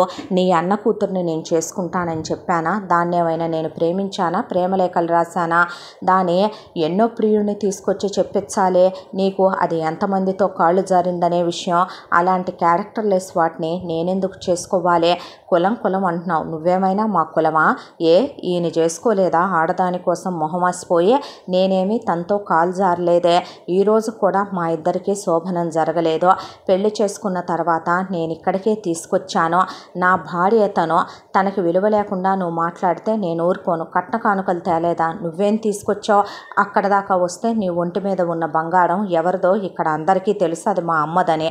నువ్వు అనుభవిస్తున్న ఈ అష్టైశ్వర్యాలకి కారణం మా అమ్మ ఇక్కడ ఉన్న కూర్చున్న ముష్టోడికి ముష్టేసి వెళ్ళిన 5 ఎకరాల పొలంలో నుంచి నీ కొడుకును నువ్వు ఇంజనీరింగ్లు చదివించి ఇంత సిరి ఎల్లబోస్తున్నావు. నువ్వు ఏ రోజు నువ్వు నన్ను అమ్మలా చూసింది లేదో, ఈయన గారు నన్ను తండ్రిగా దగ్గరికి తీసింది లేదో. నా పెళ్లి విషయంలో కలుగజేసుకునే హక్కు నేను మీకు ఇచ్చానా ఏంటి? నేనేమైనా దాన్ని చేసుకుంటాను, నా కోసం ఆపుంచండి అని నేను చెప్పానా? నా ప్రతి విషయంలో నిర్ణయం తీసుకునే హక్కు నీకెవడిచ్చాడు? ఏమైనా చిన్నప్పటి నుంచి నువ్వు నా బాధ్యత తీసుకొని నన్నేమైనా నీ కొడుకుతో సమానంగా పెంచావా ఏంటి? ఇంకొక మాట ఎక్కువ మాట్లాడితే ఇక్కడ ఎవరికి మర్యాదగా ఉండదు అని చెప్పి లోపలికి వెళ్ళిపోయాడు వసుంధర చేపట్టుకొని అభిరామ్. దాంతో గుండెలు మండిపోయినాయి భద్రావతికి. వాళ్ళ అన్నయ్య వదిన చుట్టాలు బంధువులు మొత్తం వెళ్ళబోతుంటే వెళ్ళొద్దని వాళ్ళని ఆపి మొత్తానికి పెళ్ళికొచ్చిన వాళ్ళందరినీ భోజనాలు చేసి వెళ్ళమని పంపిందే. ఇక భద్రావతిలో నుంచే నిజంగా భద్రకాళి నిద్ర లేచిందే. ఒకవైపున ఇక్కడే ఉండిపోతాడేమోలే అభిరామ్ వసుంధరని తీసుకొచ్చి వసుంధరని కొట్టి తిట్టి పైలోకానికి పంపించి తన అన్న కూతుర్నిచ్చి పెళ్లి చేద్దాం అనే ప్లానింగ్లో ఉంది భద్రావతి. అయితే అభిరామ్ వసుంధర ఆల్రెడీ ఉద్యోగాలకు అప్లై చేశారని, నెల 15 రోజుల్లో వెళ్ళిపోతారని, ఈలోపు ఎక్కడో ఉండటం ఎందుకు దరిద్రం, అదేదో ఇక్కడే ఉంటే కనుక ఇక ఇల్లు వాకిలి అవన్నీ అప్పటికప్పుడు కొత్తగా పెళ్ళైన వాళ్ళు వెతుక్కోవటం కష్టం కాబట్టి డైరెక్ట్గా ఉద్యోగం వచ్చిన తర్వాత వెళ్ళిపోవచ్చని అభి ఆపాడు వసుంధరనే. మనం వెళ్ళిన తర్వాత మన ఇంట్లోనే మనం ఫస్ట్ నైట్ చేసుకుందాంరా అంటే నేను అడిగాను మరి నిన్ను అన్న తరువాత నాకు తెలిసినంతవరకు నేనేం మాట్లాడానో నీకేమర్థమైందో, కానీ ఒకటి నిజం, నువ్వు నా ప్రాణం, నాలో సగం. నీ దాకా ఏదైనా రావాలంటే అప్పుడు ఇప్పుడు ఎప్పుడు నన్ను దాటే రావాలిరా అని అభి వసుంధరని దగ్గరికి తీసుకోవటం, ఇక వసుంధరతో కబుర్లు చెప్పటం, ఇవన్నీ చూసి గుండె రగిలిపోవటం మొదలైంది భద్రావతికి, భద్రావతి పుట్టింటి వాళ్ళకే. దాంతో కావాలని అభిరామ్ మీదకి అన్న కూతుర్ని హుసిగొలిపిందే. స్నానాలు చేసే టవళ్ళు కట్టుకొని రావటం, జారిపడి అభిరామ్ మీద పట్టడం, బాగా అభిరామ్ దవడలకి ఇచ్చి 4-5 సార్లు ఒక్క తోపు తోస్తే వెళ్ళి కింద పడింది భద్రావతి అన్న కూతురు. ఇక దాంతో వీణి లొంగ తీసుకోవటం కుదరట్లేదని చెప్పి ఆ అమ్మాయిని నానా మాటలు తనంటాం, తనతో పాటు వాళ్ళ పుట్టింటి వాళ్ళందరితో కూడా అనాథని, గతిలేందని, తిరుగుబోద్దని, పెళ్లికి ముందే అభిరామ్కి వలేసిందని, కాలు జారిందని, దిగజారిపోయిన బతుకని నానా మాటలు ఆ అమ్మాయిని అనిపించడం మొదలుపెట్టిందే. ఆ అమ్మాయి ఆ మాటల్ని అస్సలు పట్టించుకునేది కాదు. తనకేమైనా కొత్త ఏంటే, పుట్టిన దగ్గర నుంచి అమ్మ నాన్న లేకుండా బతికిన బతుకు, అలాగనుకుంటే అంతకన్నా ఈ మాటలేమీ పెద్ద ఇదైనవి కాదని అభి మాట్లాడబోయినా వద్దని పక్కకు లాక్కెళ్ళిపోయేదే. నెల రోజుల కోసం పర్లేదు, ఈ నెల రోజులు బాగోతానికి చేయాల్సిన పాపాల్లో ఇంకా మిగులు తగులు ఉంటే చేసుకొని అభి అనేదే. ఇక ఇలా కూడా వీళ్ళు లొంగట్లేదు, అభి వసుంధరని వదిలేయట్లేదనే దాంతో వసుంధర చేత పాచి పని చేయించింది భద్రావతి. పాచి పని తను చెయ్యదు అంటే తనే కాదు నువ్వు చెయ్యాలి అని మీ నాన్నతో పాటు పొలం వెళ్ళు, లేదంటే ఇంట్లోంచి బయటికి నడువని అభిని పొలం తీసుకెళ్ళమంటే పద అనే కృష్ణమూర్తి కొడుకుతో మాట్లాడగానే పొలానికి తీసుకెళ్ళి ఆ పని చేయి ఈ పని చేయని ఒక కూలోళ్ళలాగా కొడుకుని ట్రీట్ చేస్తూ తన తల్లి ఇచ్చిన పొలంలోనే తనతో పని చేస్తున్న తండ్రి వైపు అలా చూశాడు అభి. ఇక మళ్ళీ చూడటం కుదరదో అన్నట్టుగానే చూస్తూ ఉన్న కొడుకు వైపు అలా చూసి మొహం తిప్పేసుకునేవాడు కృష్ణమూర్తి. ఒకవైపున వసుంధర ఇంట్లో ఉంటే అంట్లు తోమించడం, బట్టలు ఉతికించడం, ఇల్లు ఉడిపించడం, బావిలో నీళ్లు తోడించడం, మొక్కలకి పాదులు చేయించడం, ఆ అమ్మాయిని కొట్టడం, మొట్టికాయలేయటం. ఆ అబ్బాయి వచ్చేసరికి కళ్ళల్లో నీళ్లు తిరిగిపోయేవే. వెళ్ళిపోదాం వసు, ఆల్రెడీ నేను కనుక్కున్నాను మన ఫ్రెండ్స్ని, మనం వచ్చి 15 రోజులైంది, ఇంకొక నెల రోజులు రా, ఈ నెల రోజుల్లో వెళ్ళిపోదాం అంటే పోనీ నాతో పొలం రారాదో. వద్దులే అభి పర్వాలేదు, ఏముంది ఇంతోటి దానికే చచ్చిపోతానా ఏంటి అనేది వసుంధర. ఇక అక్కడి నుంచి కావాలని భద్రావతి చేతిలో కాలేటటువంటి వేడి నీళ్లు వసుంధర మీద పడిపోయాయి, నూనె బాండీలు వసుంధర మీద పడిపోయాయి. ఒకవైపు నుంచి ఇద్దరు కూర్చొని నవ్వుతూ మాట్లాడితే చేతిలో ఉండే కాలే కాఫీ కప్పులు వెళ్ళి వసుంధర మీద పడిపోయేవి. ఇవన్నీ చూసి ఆ నెల రోజులు టైం అయిపోయే రానే వచ్చేసింది మెయిల్, ఇద్దరిని వచ్చి జాయిన్ అవ్వమని. దాంతో బట్టల బ్యాగ్ సర్దుకొని నుంచున్నాడు అభి. ఊళ్ళో వాళ్ళందరినీ కూడా ఇక అప్పుడే ఊరు పెద్దలు వెళుతుంటే వాళ్ళని పిలిచాడు. పిలిచిన తర్వాత వసుంధర చేయి పట్టుకున్నాడు. ఈ నెల రోజులుగా తను తన భార్య అనుభవించిన ప్రత్యక్ష నరకాల గురించి వాళ్ళకి ఏ కరువు పెట్టాడో. కృష్ణమూర్తిని కడుపుకు అన్నం తింటున్నావా, కంపలమ్మటి గడ్డి పోగేసుకొని తింటున్నావా, పిల్లాడు వెళ్ళిపోతున్నాడో, ఎక్కడికి రా మీరెళ్ళేది అంటే వెళ్ళక నీ కింద ఉండమంటావా, ఉండి నా పెళ్ళాన్ని ఈ ఇంటికి పని మనిషిని చేయమంటావా, ఏదో ఒకరోజు నువ్వు చావగొట్టి చెవులు మూస్తే పర్వాలేదులే పోయిందని నీ అన్న కూతురు నా తిరుగుబోద్దాన్ని నన్ను చేసుకోమంటావా, నీ చెప్పు చేతల్లో ఈ చవట వెధవ, ఈ వాజమ్మ వెధవ ఉంటున్నాడుగా, నీ మొగుడు ఎటు వీడు మగాడు కాదో, నాకు ఏ రోజైతే తల్లి పోయిందో ఆ రోజే వీడు కూడా చచ్చాడు, ఆ విషయం తెలియకే నానమ్మ తాతయ్య పోయారో, తనైనా చెప్పుకోవటానికి గర్వంగా ఉంది వాళ్ళమ్మ నాన్న లేరనే, నా బ్రతుకు వీడు ఉండి కూడా అనాథ బ్రతుకే, వీడు నన్ను పొలం తీసుకెళ్ళి ఒక కూలోళ్ళలాగా పనులు చేయించి వీడు తింటూ కూడా కనీసం నేను భోంచేయకుండా అలాగే కూర్చుంటే ఆకలేస్తుందా అని కూడా అడగలేదు బాబాయ్. పశుపక్షాదులు కూడా వాటి పిల్లలకి పాలిచ్చి ఆహారం సేకరించుకొచ్చి పెడతాయి, వీడు కుక్క చావు చస్తాడు రేపొద్దున, వీడు చచ్చిన రోజు తలకొరివి పెట్టడానికి కూడా నేను రాను, వీడికి ఆడపిచ్చి ఆడగాలి ఎక్కువయ్యి మా అమ్మ పెట్టినటువంటి సొమ్ము ఈవిడ పాలు చేశాడు, ఈవిడ ఒంటి మీద ఉన్న బంగారం మా అమ్మదే, వీళ్ళే నా బ్రతుకంతా డిసైడ్ చేసుకుంటూ వెళ్ళిపోయారు, నా భార్యను కూడా ఇప్పుడు ఇక్కడ నేను బలి చేయదలుచుకోలేదు, అందుకే వెళ్ళిపోతున్నాను, కానీ కానీ వెళ్ళే ముందు ఒక్కటి చెప్తున్నా, నువ్వు నాకు ఆస్తుల్లో వాటాలు పెడతావనో, నా తల్లి ఇచ్చిన దాంట్లో నుంచే నువ్వు నాకేదో ఇస్తావనో నేను అనుకోను. కానీ అది నా తల్లి స్త్రీధనంగా తీసుకొచ్చిన పొలం. అది అంతకంతకీ కూడా మీరుంచుకున్నా బాగుపడరో, సర్వనాశనమే అయిపోతారో. నా తల్లి ఆత్మ క్షోభిస్తుంది, నా అమ్మమ్మ ఆత్మ రొదన పెడుతుంది. నీ అంతం మొదలైంది కృష్ణమూర్తి. కుళ్ళి కుంగి కృషించి నశించి సస్తావురా నువ్వు పోయిన రోజున కూడా నేను నీకు తలకొడివి పెట్టడానికి రాను. భద్రావతి ఆడపుట్టక పుట్టావు, ఏ రోజు అమ్మవి కాలేకపోయావు, పిన్నివి కాలేకపోయావు. కానీ నా భార్యను కూడా ఒక అత్తగారు కూడా అంత బాధ పెట్టదేమో. సవతి అత్తగారంటే ఎలా ఉంటుందో చుక్కలు చూపించి నరకం పెట్టి పంపిస్తున్నావు కదో. నీ డేస్ ఈ రోజు నుంచే స్టార్ట్ అయిపోతాయి చూడు. దేవుడు అనేవాడుంటే రేపు నీ బ్రతుకు అధోగతి పాలైపోయే. ఇవాళ ఇంత విర్రవీగిపోతున్న నువ్వు రేపొద్దున అడుక్కు తినే స్థితికి దిగజారిపోతే భగవంతుడు అనేవాడే లేనట్టు. ఈ ఊరి గ్రామదేవత మీద ఆనపెట్టి వెళుతున్నాను. ఆ తల్లి దగ్గర ఎవరైనా ఏదైనా అంటే ఆ తల్లి అది జరిపించక మానదంట. నన్ను ఇంత ఘోష పెట్టి పంపిస్తున్నారో, మీరు మాత్రం బాగుపడరు, సర్వనాశనం అయిపోతారని వసుంధరని తీసుకొని అభిరామ్ వెళ్ళిపోతే ఊళ్ళో వాళ్ళంతా, కృష్ణమూర్తి నువ్వు మనిషివా పశువారా, జీవితంలో ఒక్కరోజు కూడా మగాడిని అనిపించుకోవా, అది లక్ష్మి తెచ్చిన పొలం వాడిది కాదా, ఇన్నాళ్ళు హైవేజులు తిన్నారు కదరా, ఆ అమ్మాయి వస్తువు తీసుకొచ్చిన ఆవులు గేదెలు ఈ ఇల్లు ఆ అమ్మాయిది కాదా, ఎక్కడి నుంచి వచ్చిందిరా 100 తులాల బంగారం. ఆ పిల్ల వెళ్ళిపోతుంటే కనీసం సగం కాడికైనా వాడికి ఇవ్వకుండా ఆ పిల్ల కోడలైతే అలా పంపించావు. దేవుడు నిన్ను నిజంగానే క్షమిస్తాడట్రా థూ అని ఊళ్ళో వాళ్ళంతా అక్కడి నుంచి వెళ్ళిపోయారు. ఎప్పుడైతే అంతంత తెలివిగా అన్నన్ని మాటలు అభి మాట్లాడి వెళ్ళాడో భద్రావతికి భయం పట్టుకుందే. దాంతో కృష్ణమూర్తిని వెంటనే రిజిస్టర్ ఆఫీస్కి ఈడ్చుకెళ్ళి కృష్ణమూర్తి పేరు మీద ఉన్న 5 ఎకరాల పొలం తన పేరు మీదకి మార్పించుకుంది. ఎకరా ₹1,00,00,000 చేస్తుంది ఇప్పుడు ఆ పొలం. ఆ ఇల్లు తన పేరు మీద రాయించుకుంది. ఇల్లే ₹1,00,00,000 వాల్యూ చేసుద్దే. ఇక ఆవులు మేకలు గొడ్డు గోద మొత్తం అమ్మితే ఎలా లేదన్నా పైన ఇంకొక 2-3 కోట్ల రూపాయలకి తక్కువ రావు. ఇక బంగారం 100 తులాలు తన దగ్గరే జాగ్రత్తగా పెట్టుకుందే. ఆ తర్వాత అభి ఇక్కడి నుంచి వెళ్ళిపోయి ముందు వసు అభి కలిసి ఉద్యోగంలో చేరి ఒక చిన్న రూమ్ తీసుకున్నారు. పద్దాక ఇల్లు గల్ల వాళ్ళతో దరిద్రపు నస్ అయిపోయిందే. పద్దాక ఇంటి ఓనర్ గాడు రావటం, వసుంధరని చండాలంగా చూడటం, అభి వసుంధర కొత్తగా పెళ్ళైతే వీళ్ళేమైనా క్లోజ్ అవుతున్నారేమోనని వాడు తలుపులకి కొన్ని హోల్స్ చేయించుకొని కిటికీలకు కొన్ని హోల్స్ చేయించుకొని చూడటం, వాడి పెళ్ళాం పద్దాక ఏం వండావంటాం, వంటగదుల్లోకి రావటం, బెడ్రూముల్లోకి రావటం, వచ్చి హాల్లో గంటలు కూర్చోవటం, వచ్చి మా ఇంట్లో కూర్చోవేంటంటాం, నేను ఇంటి ఓనర్ నన్ను తెలియదా, నువ్వు అది శుభ్రంగా పెట్టలా ఇది శుభ్రంగా పెట్టలేదని పిచ్చుకుక్క వాగినట్టు వాగుతుంటే ఎంత టెనెంట్స్కి ఇల్లు అద్దెకిచ్చినా ఓనర్స్ వాళ్ళ లిమిట్స్లో వాళ్ళు ఉండాలి. అసలు ఇల్లు ఎన్ని రూల్స్ రెగ్యులేషన్స్ ఫాలో అయ్యేవాళ్ళు అద్దెలకి ఇవ్వకూడదు. అద్దెలకి ఇచ్చినప్పుడు ఆ ఇల్లు అద్దె పే చేస్తున్నప్పుడు వాళ్ళదవుద్దే.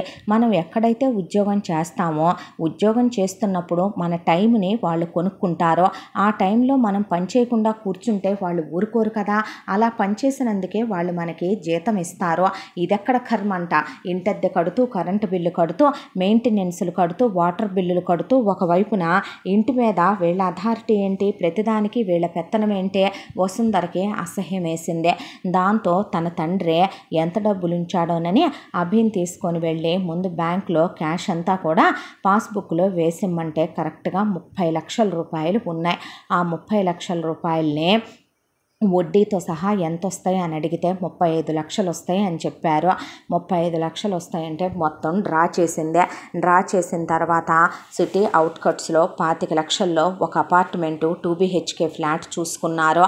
విశాలంగా ఉందే, కాకపోతే అవుట్కట్స్లో ఉందే, కాస్త ఓపెన్ ప్లేస్ ఎక్కువ వచ్చిందే. అయినా సొంతిల్లు కదా, డబుల్ బెడ్రూమ్ అంటే ఎక్కి తక్కి వాళ్ళకి రేపు పిల్లలు పుట్టినా కూడాను. దాంతో ఆ ఇల్లు కొనుక్కున్నారు. అయిపోయి మొగుడికి 1 లక్ష పెట్టి బైక్ తీసుకుంది. 4 లక్షలు పెట్టి ఫర్నిచర్ మొత్తం కొనుక్కున్నారు. బట్టలు ఎటు ఉన్నాయి ఇద్దరికే. ఆ తర్వాత ఇక మిగిలిన 5 లక్షల రూపాయలు పెట్టి ముందు మొగుడికి ఒక బ్రేస్లెట్, మెళ్ళో చైను, ఉంగరము, బ్రాండెడ్ వాచ్ తీసుకుంది. తర్వాత తను తాళి గొలుసు, నల్లబూసలు, 2 గాజులు, ఒక బ్రేస్లెట్ తీసుకుంది. అలాగే ఇక ఇంట్లోకి ఏమైనా అవసరమైతే ఒక 6 నెలలకు సరిపడా సరుకులు తెచ్చి పడేసుకొని ప్రశాంతంగా కాపురం మొదలు పెట్టుకున్నారు. ఉద్యోగానికి వెళ్ళొస్తున్నారు. ఉద్యోగం దగ్గర ఏ డిస్టర్బెన్స్లు లేవు. ఒకే ఆఫీసు, బండి మీద వెళ్ళి బండి మీద రావటం. ఇక ఎప్పుడన్నా నచ్చిన సినిమా వస్తే పద్దాకు కూడా వెళ్ళి చూసొస్తారు. ఇంట్లో చక్కగా అన్ని రకాల సామాన్లు ఉన్నాయి. వసుకి వంట చేయటం రాదు. అభికి భద్రావతి అన్నీ నేర్పించి ఉంచింది కాబట్టి చక్కగా ఇంటి పని అంతా చాలా ఫాస్ట్గా టకాటకా చేస్తాడు. బట్టలకి మిషన్ ఉంది, రోబో వ్యాక్యూమ్ క్లీనర్ ఉంది, ఇంట్లో పనమ్మాయి కూడా ఉండదు.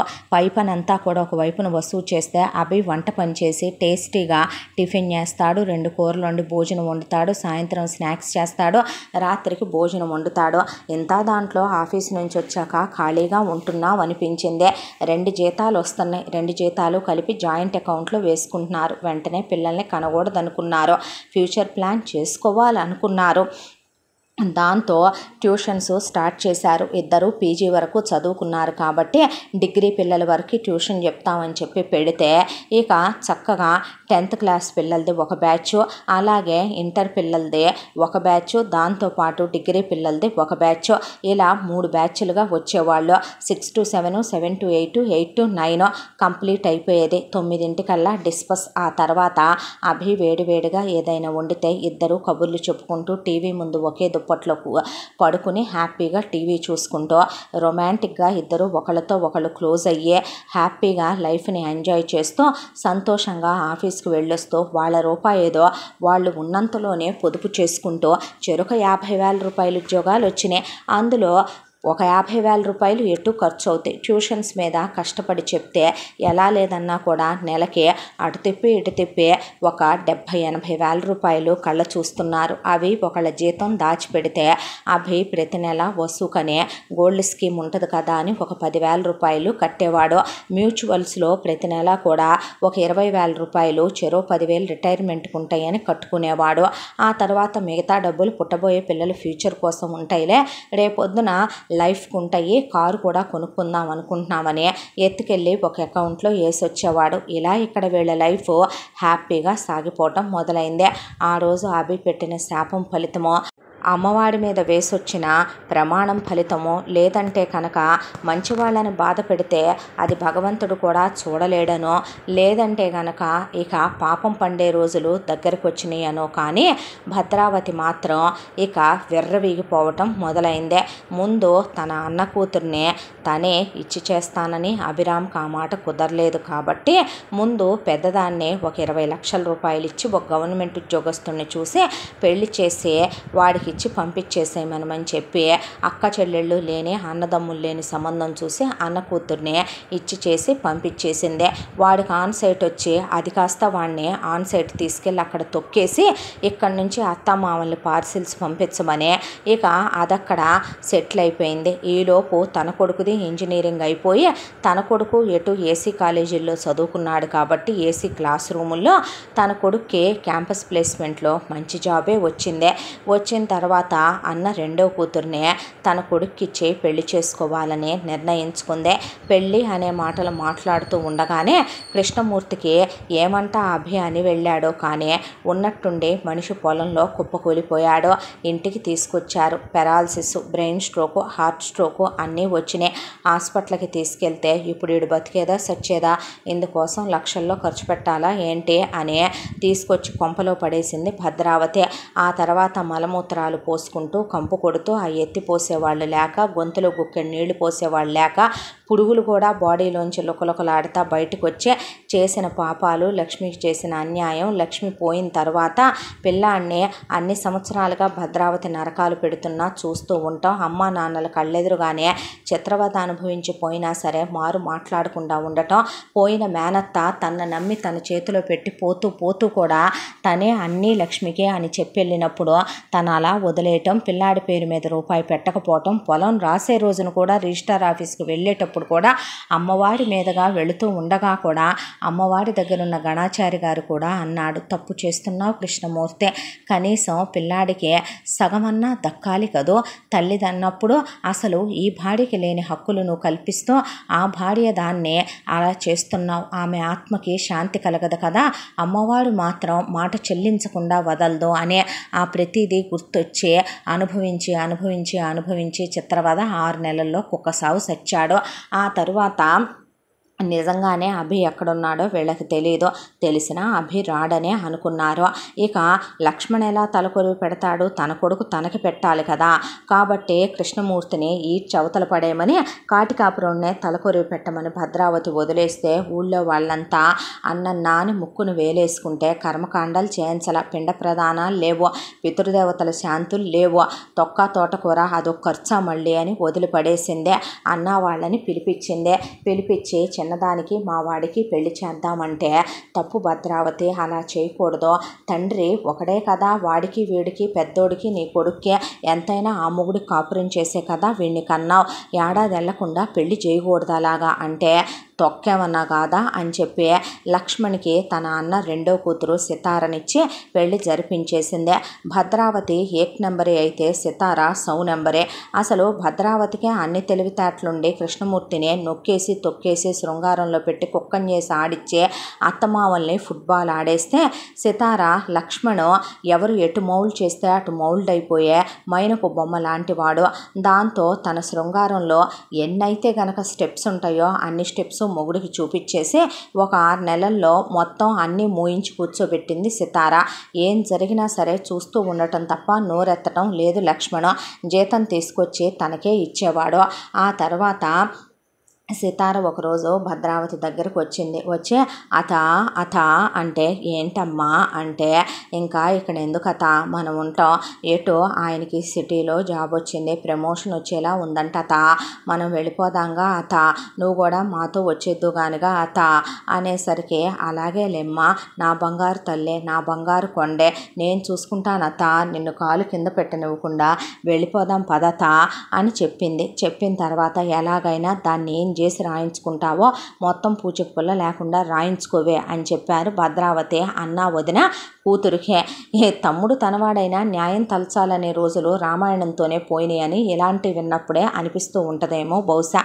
ఆ తర్వాత భద్రావతి బయలుదేరదాం అనే టయానికి అత అక్కడికి వెళ్ళిన తర్వాత అద్దెళ్లలో ఏముంటాం అత, అక్కడికి వెళ్ళిన తర్వాత నిన్ను ఆ అద్దెళ్ళ వాళ్ళు ఏమైనా అంటారేమో అత, ముసలోళ్ళని రానిమంటున్నారు అత, ఇక్కడలా కాదత, అదే కాక ఆయన ఆఫీస్కి అద్దె కొంపలు దూరం అత, ఒక సొంత ఇల్లు కొనుక్కుందాం కదా అత, మనం ఇంకా ఇక్కడికి రానప్పుడు ఈ ఇల్లు ఎందుకంటావత అనేసరికి అంతే కదా మరి అని ఇల్లు బేరం పెట్టింది. ఇల్లు బేరం పెడితే మంచి రేటు వచ్చింది. ఇల్లు బాగా టేకు పోసి కట్టిన ఇల్లు కాబట్టి మండవాలోగిలి ఇల్లు కదా, 1.5 CR కమ్ముడైందే.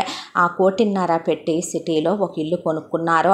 కొనుక్కున్న తర్వాత గృహప్రవేశానికి నాకు ఒంటి మీద నగలేవత అంది సితార. అన్న తర్వాత ఇన్ని నగలు నేనేం చేసుకుంటానే అని మొత్తానికి ఉన్న 100 తులాల్లో కూడా ఒక 25 తులాలు తనుంచుకొని మిగతా అన్నీ సితార ఒంటి మీదకి వెళ్ళిపోయినాయి. ఆ తర్వాత అత నాకు పట్టు చీరలు లాంటివి ఏమీ లేవంటే 10 లక్షలు పెట్టి షాపింగ్ చేసి కోడలికి పట్టు చీరల కాడ నుంచి మొత్తం కొనేసిందే. ఆ తర్వాత అత ఇంట్లోకి ఫర్నిచర్ తీసుకోవాలంటే మొత్తం గొడ్డు గోద మేక కోడి అన్నీ కలిపి అమ్మితే 3 కోట్ల రూపాయలు వచ్చినాయి. వాటికి ఆవులకి దూడలకి గేదెలకి ఇక మొత్తం గొర్రెలకి మేకలకి కోళ్ళకి అన్నిటికీ కలిపే వాటిల్లో 50 లక్షలు పెట్టి ఇల్లంతా ఫర్నిషింగ్ చేయించిందే. మిగతా డబ్బులు నీ పేరు మీద ఉంటే అత ఇక్కడ ఆధార్ కార్డులు పాన్ కార్డులు ప్రూఫ్లు అకౌంట్ నెంబర్లు ఓటర్ ఐడీలు ఇవన్నీ అడుగుతారత. నీ దగ్గర ఉంటే ఏంటి నా దగ్గర ఉంటే ఏంటి అత, ప్రతి నెల నీకు ఎంత కావాలో అడుగు, అంతా నేను తెచ్చివనా అత, నా పేరు మీద వేసుకుంటానులే అత అని చిన్నప్పటి నుంచి అలా పిలుసుద్ది సితార భద్రావతినే. అత అత అని పిలవటం అలవాటు. దాంతో తీసుకెళ్ళి ఎవరి పేరు మీద అయితే ఏముందలే నాన్న నీ పేరు మీద వేసుకొని 2.5 కోట్లు ఇచ్చేసింది. అక్కడికే అయిపోయిన తర్వాత సిటీకి సంసారం ఎత్తారు. ఎత్తిన తర్వాత అత మనం ఉండనప్పుడు ఇంకా అక్కడ పొలం ఎందుకు అత, ఊళ్ళో వాళ్ళందరూ ఇప్పటికే నువ్వు ఉసురు పోసుకున్నావని, నీ సవితిది మావయ్య నువ్వే పైకి పంపావని, నీ సవితి కొడుకు అన్యాయం చేశావని, అలా రక్తం పిండుకొని తాగుతున్నావని చెప్పుకుంటున్నారత. ఆ పొలం అమ్మేద్దామత, ఆ ఊరు మనం వెళ్ళొద్దత అంది సితార. అన్నాక మొత్తానికి ఆ పొలం కాస్త అమ్మితే 5.5 కోట్ల రూపాయలు వచ్చినాయి. 5 కోట్ల రూపాయలు సితార తన అకౌంట్లో వేయించుకుంది. 50 లక్షలు పెట్టి కారు కొనిచ్చింది. ఆ తర్వాత ఇక భద్రావతిని ముందు ఒంటి మీద ఇంకా 25 తులాల బంగారం ఉంది.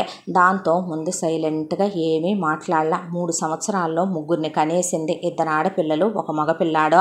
కన్న తర్వాత ఇక నానమ్మని అడగండి పోండి, అయ్యి అడగండి ఈ అడగండి అని పిల్లల్ని భద్రావతి మీదకు వదిలి, భద్రావతికి వండిని వండకుండా పెట్టిని పెట్టకుండా అసలే ఎన్నపూస ముద్దలు తిని బాగా నేతులు పోసుకొని తిని పచ్చిపాలు తాగి పెరిగిన బాడీ కదా, బర్రెని మేపినట్టు మేపేసరికి ఇక్కడికి వచ్చిన తర్వాత ఇక పిల్లలు అడగటం, పిల్లల కోసం అని చెప్పి ఒక 10 తులాలు తీయటం, ఒక పిల్లకి ఓ 10 తులాలు తీయటం, ఇంకో పిల్లకి ఇక మెళ్ళో 5 తులాలు ఉంటే అత నాయి బ్యాంకీలో ఉన్నాయి, అర్జెంటుగా నీ ఇవా వేసుకొని వెళ్ళి మళ్ళీ ఇచ్చేస్తాను నీకని చెప్పి ఆ 5 తులాలు కూడా నొక్కేసింది కోడలు.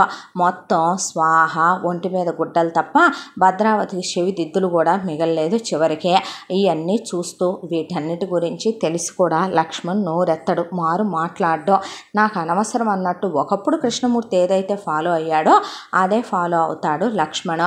ఆ తర్వాత Sitara Aadhaar card, PAN card మొత్తం డీటెయిల్స్ అన్నీ తీసుకొని రిజిస్టార్ ఆఫీసుకి తిరిగి మరి భద్రావతి పేరు మీద ఇంకేమైనా ఉన్నాయా ఆస్తులు అని ఊళ్ళో కూడా వాళ్ళ నాన్న పంపించి ఎంక్వైరీ చేయించాక ఏమీ లేవని తేలిన తర్వాత కాలు మీద కాలు వేసుకొని కూర్చుంది హాల్లో. పని వాళ్ళని రావద్దని చెప్పింది. చెప్పిన తర్వాత లేసి వెళ్ళి అంట్లు దోమి బట్టలు ఉతికి ఇల్లు ఊడ్చి తడిగుడ్డ పెట్టి పిల్లలకి ముడ్లు మూతులు కడిగి స్కూల్ వ్యాన్ వచ్చింది వెళ్ళి ఎక్కిచ్చి వెళ్ళి ఇంట్లో కావలసిన టిఫిన్లు, భోజనాలు, స్నాక్స్, డిన్నర్లు ఇక నుంచి నువ్వే ప్రిపేర్ చేసి దొడ్లు కూడా గడుక్కోవే ఎల్లు అనేపాటికి ఒళ్ళు బలిసిందేంటే తాట ఒలుస్తా నా సంగతి బాగా ఎరగో. భద్రావతి అంటే భద్రకాళి ఇక్కడ, సితార అంటే తారలకి తారెక్కడ ఏమనుకుంటున్నావని భద్రావతి చెయ్యెత్తితే సితార వెనక్కి విరిచేసి 2 చేతుల్ని చక్కగా 2 జాయింట్లు విరక్కొట్టి కట్టు కూడా వేయించకుండా వాటికే అయ్యే సెట్ అవుతాయి అని చెప్పి కోసాయి పలాస్త్రి అని పసరు కట్లు వేసే వాళ్ళ దగ్గరికి తీసుకెళ్ళి మొత్తానికి అక్కడ బద్దలు పెట్టి వేయించుకొచ్చుకోపో కట్లని చెప్పి కొడుక్కిచ్చి తోలేసింది బయటికి. ఆ చేతులు నయమైన తర్వాత బయటికి వెళ్ళటానికి ఎక్కడికి వెళ్ళాలో తెలియదు, ఎవరు రానివ్వరు. అన్నా వదనలు వస్తే ఏంటిది అని అడిగింది. అడిగితే ఇది ఇంకా బాగుంది, నీ కొడుకు నీ కోళ్ళు నన్ను అడుగుతావేంది, మేము పెట్టమన్నావా మేము ఇమ్మంటే ఇచ్చావా, అయినా ఏడుస్తావెందుకు, ఒకనొక రోజు నువ్వేమైనా నీ సొమ్మ ఏంది, నువ్వు కష్టపడి సంపాదించావా ఏంది, అదంతా నీ సవి తీసిపోయిందేగా, ఆ 5 ఎకరాల పొలం నువ్వేమైనా కట్నంగా ఎత్తుపోయావా, ఆ 100 తులాలు నీయా, ఆ ఇల్లు ఏమైనా నీదా అని ఒకవైపున సాగదీసిపోయారు సితార వాళ్ళ అమ్మ నాన్న. పెద్ద మేనగోళ్ళు అమెరికాలో ఉందని అది ఫోన్ చేస్తే ఫోన్ లాక్కొని లక్ష్మణ్ దగ్గర నుంచి చూసావంటే నేను డబ్బులు ఇచ్చి చేస్తేనేగా నువ్వు వెళ్ళిందంటే మూసుకో ఓఎల్ ఎక్స్పీస్ ఇచ్చాయి ఫోన్ చెత్త మొహం దానా, ఏంటే మా అత్తనే మావనే ఇక్కడికి తీసుకొచ్చి పనోళ్ళని చేసి తొక్కి పడేశాను నేను, వాళ్ళయ్యే పాస్పోర్ట్లు వీసాలు ఇవ్వకుండా చూస్తావా అని చూపించేపాటికి అక్కడ భద్రావతి పెద్ద మేనగోళ్ళు అత్త ఇంటి పని వంట పని చేస్తుంటే మామగారు గార్డెన్లో పని మిగతా పనులన్నీ చేసుకుంటుంటే అన్నన్నా అనుకుంది. అదే అక్కడ తొక్కేసింది, ఇంక ఇది ఇక్కడ తొక్కేయటానికి ఏముంది అని మీరు నాశనం అయిపోతారే, మీరు ఊడ్చిపోతారా, నువ్వు పతివ్రతవే, నువ్వు శపించంగానే నీ శాపాలు మాకు తగలటానికి పతినే వ్రతముగా పూనిన దానిని పతివ్రత అంటారంట, నువ్వు ఆ మాట అనకూడదేమో భద్రవత అని వాళ్ళు బాగా దంచటం మొదలుపెట్టారు భద్రావతినే. వేరే అతిగతి లేక ఒరే ఆడంగి వెధవ చవట సన్నాసి అది నన్ను కొడతందరా, ఏం చేయనమ్మా, మీరు చూసుకోండి ఆడోళ్ళు తమ్ముడు నాకు చెప్తావేంటి, గదిలోకి రా, ఏసీ ఎంతసేపు అయిందే, వస్తున్నాన్రా అనే వీడికి 24 గంటలు ఇది ఉంటే చాలు అని ఒకప్పుడు కృష్ణమూర్తి తనతో ఎలా ఉన్నాడనేది గుర్తుకొచ్చినా పైకి అనుకోలేక ఏడ్చుకుంటా మొత్తానికి ఇంటి పని వంట పని వాళ్ళతో తన్నించుకుంటా ఇక కుక్కల్లే వాళ్ళందరూ తిన్న తర్వాత మేనగోళ్ళు పడేసే ముష్టి తింటా అలా మొత్తానికి 150 కిలోలు ఉన్న మనిషి 100కు వచ్చింది వితౌట్ డైటింగ్. ఆ తర్వాత సితార ఖాళీగా ఉండకుండా లక్ష్మణ్ ఉద్యోగం మానిపించి 5 కోట్లు పెట్టి బిజినెస్ పెట్టించింది. ఆ బిజినెస్ మొత్తం లాస్ వచ్చి నెత్తిన గుడ్డేసుకున్నారు. అయితే ఇక్కడితో ఆపేస్తామా ఏంటి, ఇల్లు అమ్మేసింది. ఇల్లు అమ్మేసి ఆ తర్వాత ఇంకో బిజినెస్ పెట్టించింది, కారు అమ్మేసింది. అలా మొత్తం ఒక్కొక్కటిగా అమ్ముకుంటూ బ్యాంకులో క్యాష్ అంతా తీసేసుకుంటూ బిజినెస్లు పెట్టుకుంటూ 3 సంవత్సరాల్లో ఏమంటా మీరు బాగుపడరు, ఆ సొమ్ము తీసుకొని అని అభిరామ్ అన్నాడు. జీరోకి వచ్చి ఆగారు. ఇక మిగిలింది ఒంటి మీద నగలు. లక్ష్మణ్ మళ్ళీ ఉద్యోగానికి వెళ్ళటం మొదలుపెట్టాడు. నువ్వు సమర్థుడివి కాదు, చేతగాని వెధవ, ఆడంగి వెధవ, పనికి మాలిన వెధవ, పెళ్ళంతో సంసారం చేయటం, కడుపులు చేసి పిల్లల్ని కంటానికి తప్ప ఎందుకు పనికొస్తావురా నువ్వు అని చెప్పి లక్ష్మణ్ని నానా మాటలు అంటూ ఇక సితార మొత్తానికి అన్నీ అవచేసుకొస్తే ఆ నగలన్నా ఉంటాయేమోలే కనీసం అనుకుంటే ఆ నగలు కూడా కాస్త లగ్జరీ లైఫ్లా నెలకి 2 లక్షల ఖర్చు, నెలకి 3 లక్షల ఖర్చు, ఎక్కితే క్యాబు, దిగితే క్యాబు, 24 గంటలు రన్ అయ్యే ఏసీలో పెద్ద పెద్ద వాళ్ళతో ఫ్రెండ్షిప్లు, కట్టిన చీర కట్టకుండా కట్టడం, ₹1,00,000 చీరకు తక్కువ కాకుండా, ఒకవైపున చెప్పులే 25,000 వేయటం, బ్యూటీ పార్లర్ బిల్లే 30,000, పిల్లల్ని కాస్ట్లీ స్కూల్లో పడేయటం, ఒక పర్ఫ్యూమ్ 25,000-30,000లో వాడటం, మొత్తానికి కరెక్ట్గా 1 సంవత్సరం తిరిగి 2వ సంవత్సరానికి వచ్చేపాటికి 100 తులాల బంగారం స్వాహ. ఆ తర్వాత అక్కడి నుంచి అపార్ట్మెంట్లోకి వచ్చారు.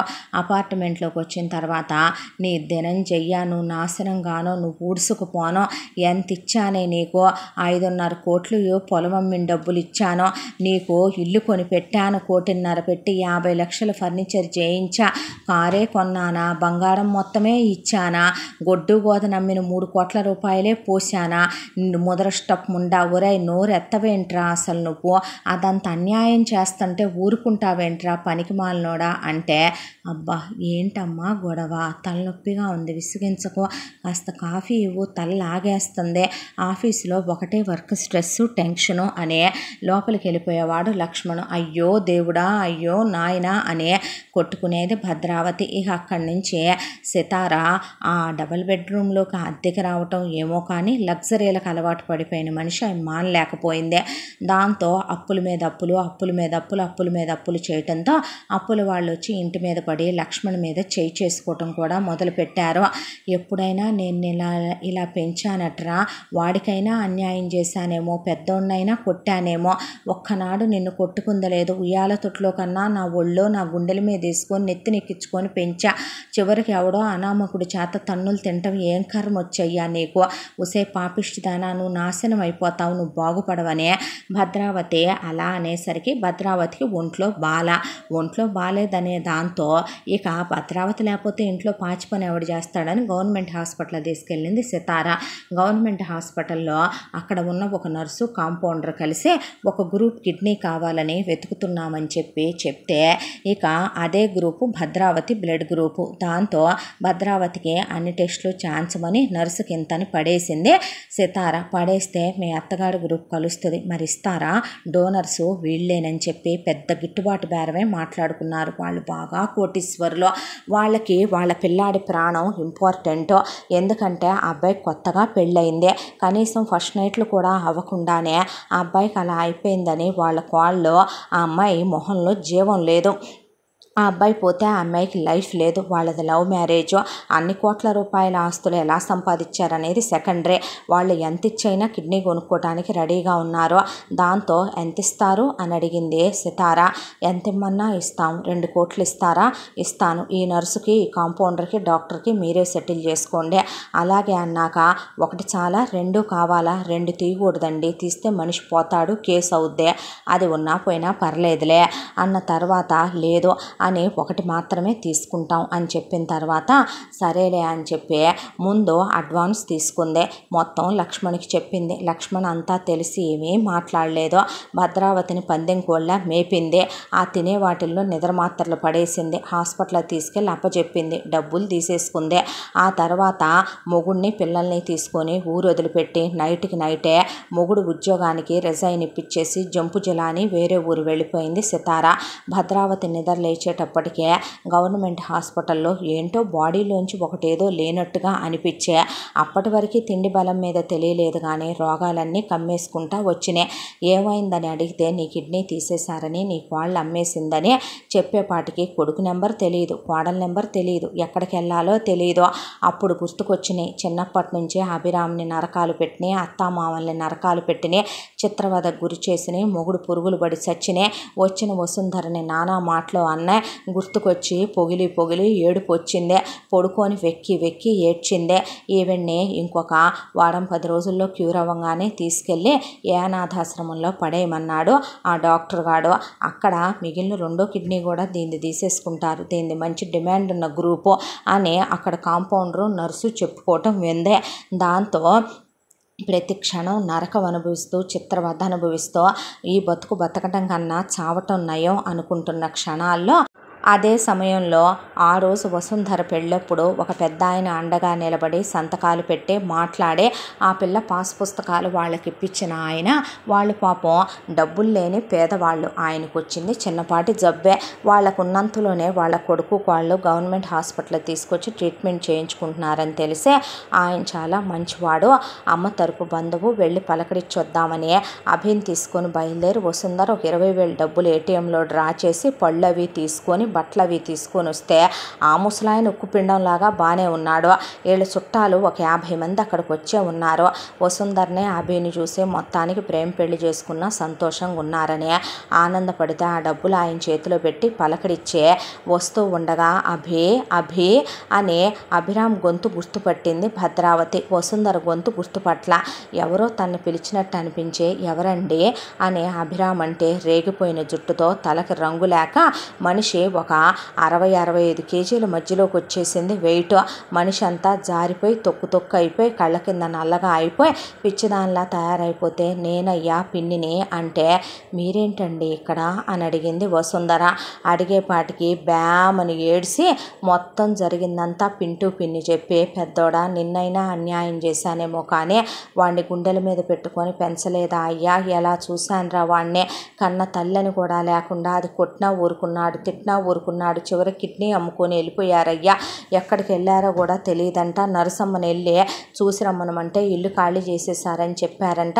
10 రోజుల్లో డాక్టరు అనాథాశ్రమాన్ని పంపుతానంటున్నాడు. అక్కడ ఉన్న ఈ కిడ్నీ లివరు కూడా గుండెకాయ కూడా పీక్కుంటారేమోనని భయంగా ఉందరా.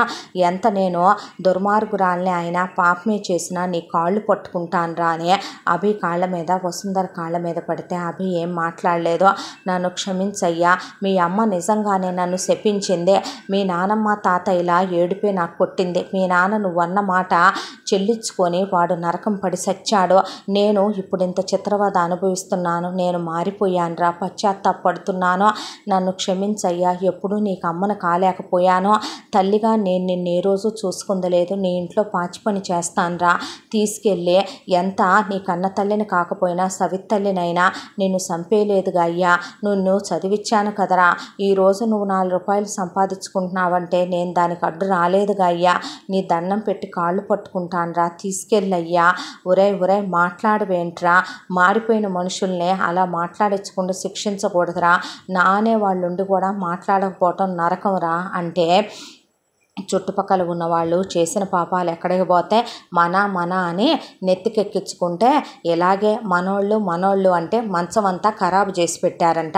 అలాగుంది నువ్వు చేసిన పని అంటే పర్వాలేదులే అనండి, నేను పడే దాంట్లోనే ఉన్నాగా అని మొత్తానికి ఇలా చేశారు అలా చేశారని మొత్తం చెప్పాక వసుంధర పదండి వెళదామని అభి వైపు చూస్తే అభి ఏం మాట్లాడలేదు. ఇంటికి తీసుకొచ్చాక హాస్పిటల్ వాళ్ళు ఇచ్చిన యాప్రాన్ వేసుకొని తిరుగుతుంది చండాలంగా భద్రావతి. ముందు ఆ అమ్మాయి బయటికి వెళ్ళి బట్టలు కొనుక్కొచ్చింది. అభిని క్షమించమని అడిగి కాళ్ళు పట్టుకోబోతే అక్కడి నుంచి వెళ్ళిపోతే, ఒరే తప్పు చేశానని ఒప్పుకుంటున్నా క్షమించవంటరా, తల్లి తర్వాత తల్లి లాంటి దాన్ని, ముసల్దాన్నిరా, వృద్ధాప్యంలో ఉన్నానురా, మొగుడు సచ్చిన దాన్నిరా, కొడుకుండి గొడ్డు మొద్దాన్లా మిగిలిపోయిన దాన్నయ్యా, నన్ను ఇప్పుడు కూడా ఇంకా శిక్షించమాకరా అంటే ఆయన మనసు ఏదో బాలేదులేండి. నేనున్నానుగా, ఏమే అండి అండి అంటున్నావు, అత్తయ్య అనవా, మీ అత్తయ్యనైతే పిలవ్వా అనేసరికి, అయ్యో మీరు అలా ఏమీ అనుకోవద్దు అన్నాక ప్రైవేట్ హాస్పిటల్ తీసుకెళ్ళి అమ్మాయి అన్ని టెస్టులు చేయించితే ఆర్గాన్లన్నీ ఉన్నాయి, ఒక్క కిడ్నీ మిస్ అయింది, కాకపోతే కాస్త జాగ్రత్తగా చూసుకోండి, షీఈ్ వెరీ హెల్దీ అని చెప్పి మంచి ఫుడ్ పెట్టమన్నారు. 6 నెలలు పందెం పోతును మేపినట్టు మేపింది కూర్చోబెట్టి వసుంధర భద్రావతిని. పనోళ్ళొద్దు, నేను పని చేస్తానంటే నిన్ను నేను పని మనిషిగా తీసుకురాలేదనే, వంట నేను చేస్తానంటే వద్దు పర్వాలేదు అనే, అభి వంట చేయటం చూసి పెద్దోడు కమ్మగా వండుతాడు అనే రకరకాలు తినే బాగా ఒళ్ళు చేసి మళ్ళీ ఒక 120 కేజీలకు పెరిగిన తర్వాత ఇక మందులు వాడుతూ గవర్నమెంట్ హాస్పిటల్లో మందులు ఇప్పిస్తారనుకుంటే నెలకు 10,000 అయినా కూడా ప్రైవేట్ హాస్పిటల్లోనే వాళ్ళు మందులు ఇప్పించటం, దాంతోపాటు మౌడు పెళ్ళాం ట్యూషన్లు చెప్పుకోవటం, ఉద్యోగాలకు వెళ్ళటం, భద్రావతికి ఇరుగు పొరుగు వాళ్లతో మాట్లాడి చాడీలు చెప్పే పనికి మాలిన అలవాట్లు లేవు. నిజంగానే మారింది, నిజంగానే పశ్చాత్తాపం వచ్చిందే. టీవీ చూసుకుంటూ కూర్చొని నాకేం తోసట్లేదే, బోరు కొడుతుంది అంటే, జాబ్కి వెళ్తారా అని నవ్వింది వసుంధర. జోకేగా, ఏయ్ చివరికి నువ్వు కూడా జోకేసి నీకు కూడా కమీడియన్ అయిపోయాను నేను అనుకున్న తర్వాత నాకు ఫోన్ కావాలి అని అడిగింది. అడిగితే అభి అలా చూస్తే, దేనికి రాలా చూస్తావు, ఏ నాకు ఫోన్ నేర్పించరా అని అడిగితే, స్మార్ట్ ఫోన్ కొనుక్కొచ్చి కూర్చోబెట్టి ఫోన్ నేర్పితే, నాకు ఇన్స్టాగ్రామ్ కావాలి, వాట్సాప్ కావాలి, నెంబర్ లేకుండా ఎవరితో మాట్లాడతారు వాట్సాప్లో, నువ్వు చెయ్యి వాట్సాప్ అన్న తర్వాత ఫేస్బుక్ కావాలందే, ఇన్స్టాగ్రామ్లో నేను రీల్స్ చేస్తా, ఆ రీల్స్ నువ్వు షూట్ చేయి అంటే, ఆల్రెడీ వాళ్ళు కెమెరా కొనుక్కున్నారు, ఎక్కడికైనా ట్రిప్స్కి వెళితే ఫోటోలు దిగటానికి ఉంటుందని, ఆ వాటిల్లో నవ్వుతూ జోకులేస్తూ వంటలు చేస్తూ ఇక రీల్స్ చేసి పెట్టడం మొదలుపెట్టింది. పెట్టడం మొదలు పెడితే ఆవిడ వీడియోలు కూడా ఒక రోజుకి వైరల్ అయిన తర్వాత, మీరు చేసే వంటలు చాలా బాగుంటున్నాయి ఆంటీ అని, మీరు ఇవెలా చేస్తారు అవేలా చేస్తారని పిల్లల గురించి టిప్పులు, వాటి గురించి వీటి గురించి అడుగుతుంటే ఒక ఆలోచన వచ్చింది. సో అంటే, చెప్పండి అంటే, నీ అండి తగలయ్యా అన్నాక, సరే చెప్పండి అందే.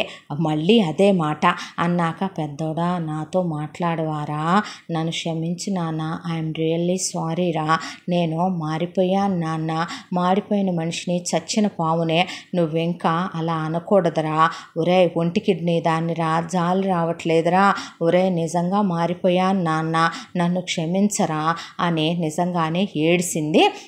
అభిని పట్టుకొని, నీ మీద నాకేం కోపం లేదు పిన్ని, బాధ తప్ప అని అక్కడి నుంచి లేచి వెళ్ళిపోయాడు.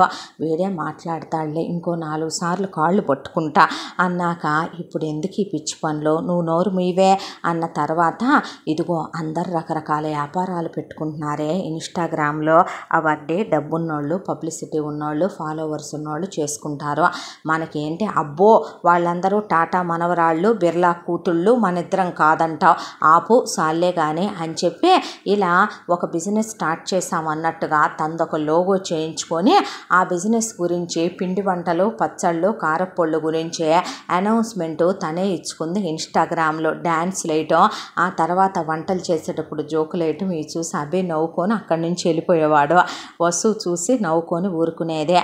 ఆ తర్వాత భద్రావతి పెట్టిన బిజినెస్ టక్కుమంట క్లిక్ అయిందే. ఆవిడ అదృష్టం అనుకోవాలో, లేదంటే భగవంతుడు మెచ్చాడు అనుకోవాలో, నిజంగా మనుషుల్లో వచ్చిన మార్పు అనుకోవాలో, కానీ బిజినెస్ 3 పువ్వులు 6 కాయలుగా సాగటం మొదలై ఆర్డర్ల మీద ఆర్డర్లు రావటంతో ఒక్కటే అంతా చేయలేకపోతుంది. బస్సుకేమో వంట పని అస్సలు రాదు, దాంతో ఒక కిడ్నీయే కాబట్టి పాకం తిప్పలేకపోతుంటే, నువ్వు లే పిన్ని అని అభి వచ్చి నిలబడి ఇక అలా తిప్పేసి, పిన్ని చాలా అంటే, లేదు నాన్న ఇంకో తీగ రావాలి అని కమ్మగా నేతులు పోసి అలా అబ్బి టక్క టక్క టక్క టక్క చేస్తున్నాడు. భద్రావతి చెప్తుంది, ఎంత టేస్ట్గా ఉన్నాయో దొంగ మొహమోడు, నాకెప్పుడూ వండి పెట్టలేదేరా నువ్వు, పండగన్నా కూడా ఎలా వచ్చత్తమ్మా, నేనే నేర్పా, చిన్నప్పటి నుంచి తప్పే చేశానులే, కాకపోతే వాడిని బాధ పెట్టాను, కాకపోతే వాడి పని ముచ్చమ్మ బాగా నేర్పించానే అని చెప్పింది భద్రావతి. రకరకాల కొలతలు కూడా అయితే అభి లేదా భద్రావతి వీళ్ళిద్దరికి తప్ప అసలు ఆ కొలతలు కూడా ఎవరికి చెప్పరు ఫార్ములాస్.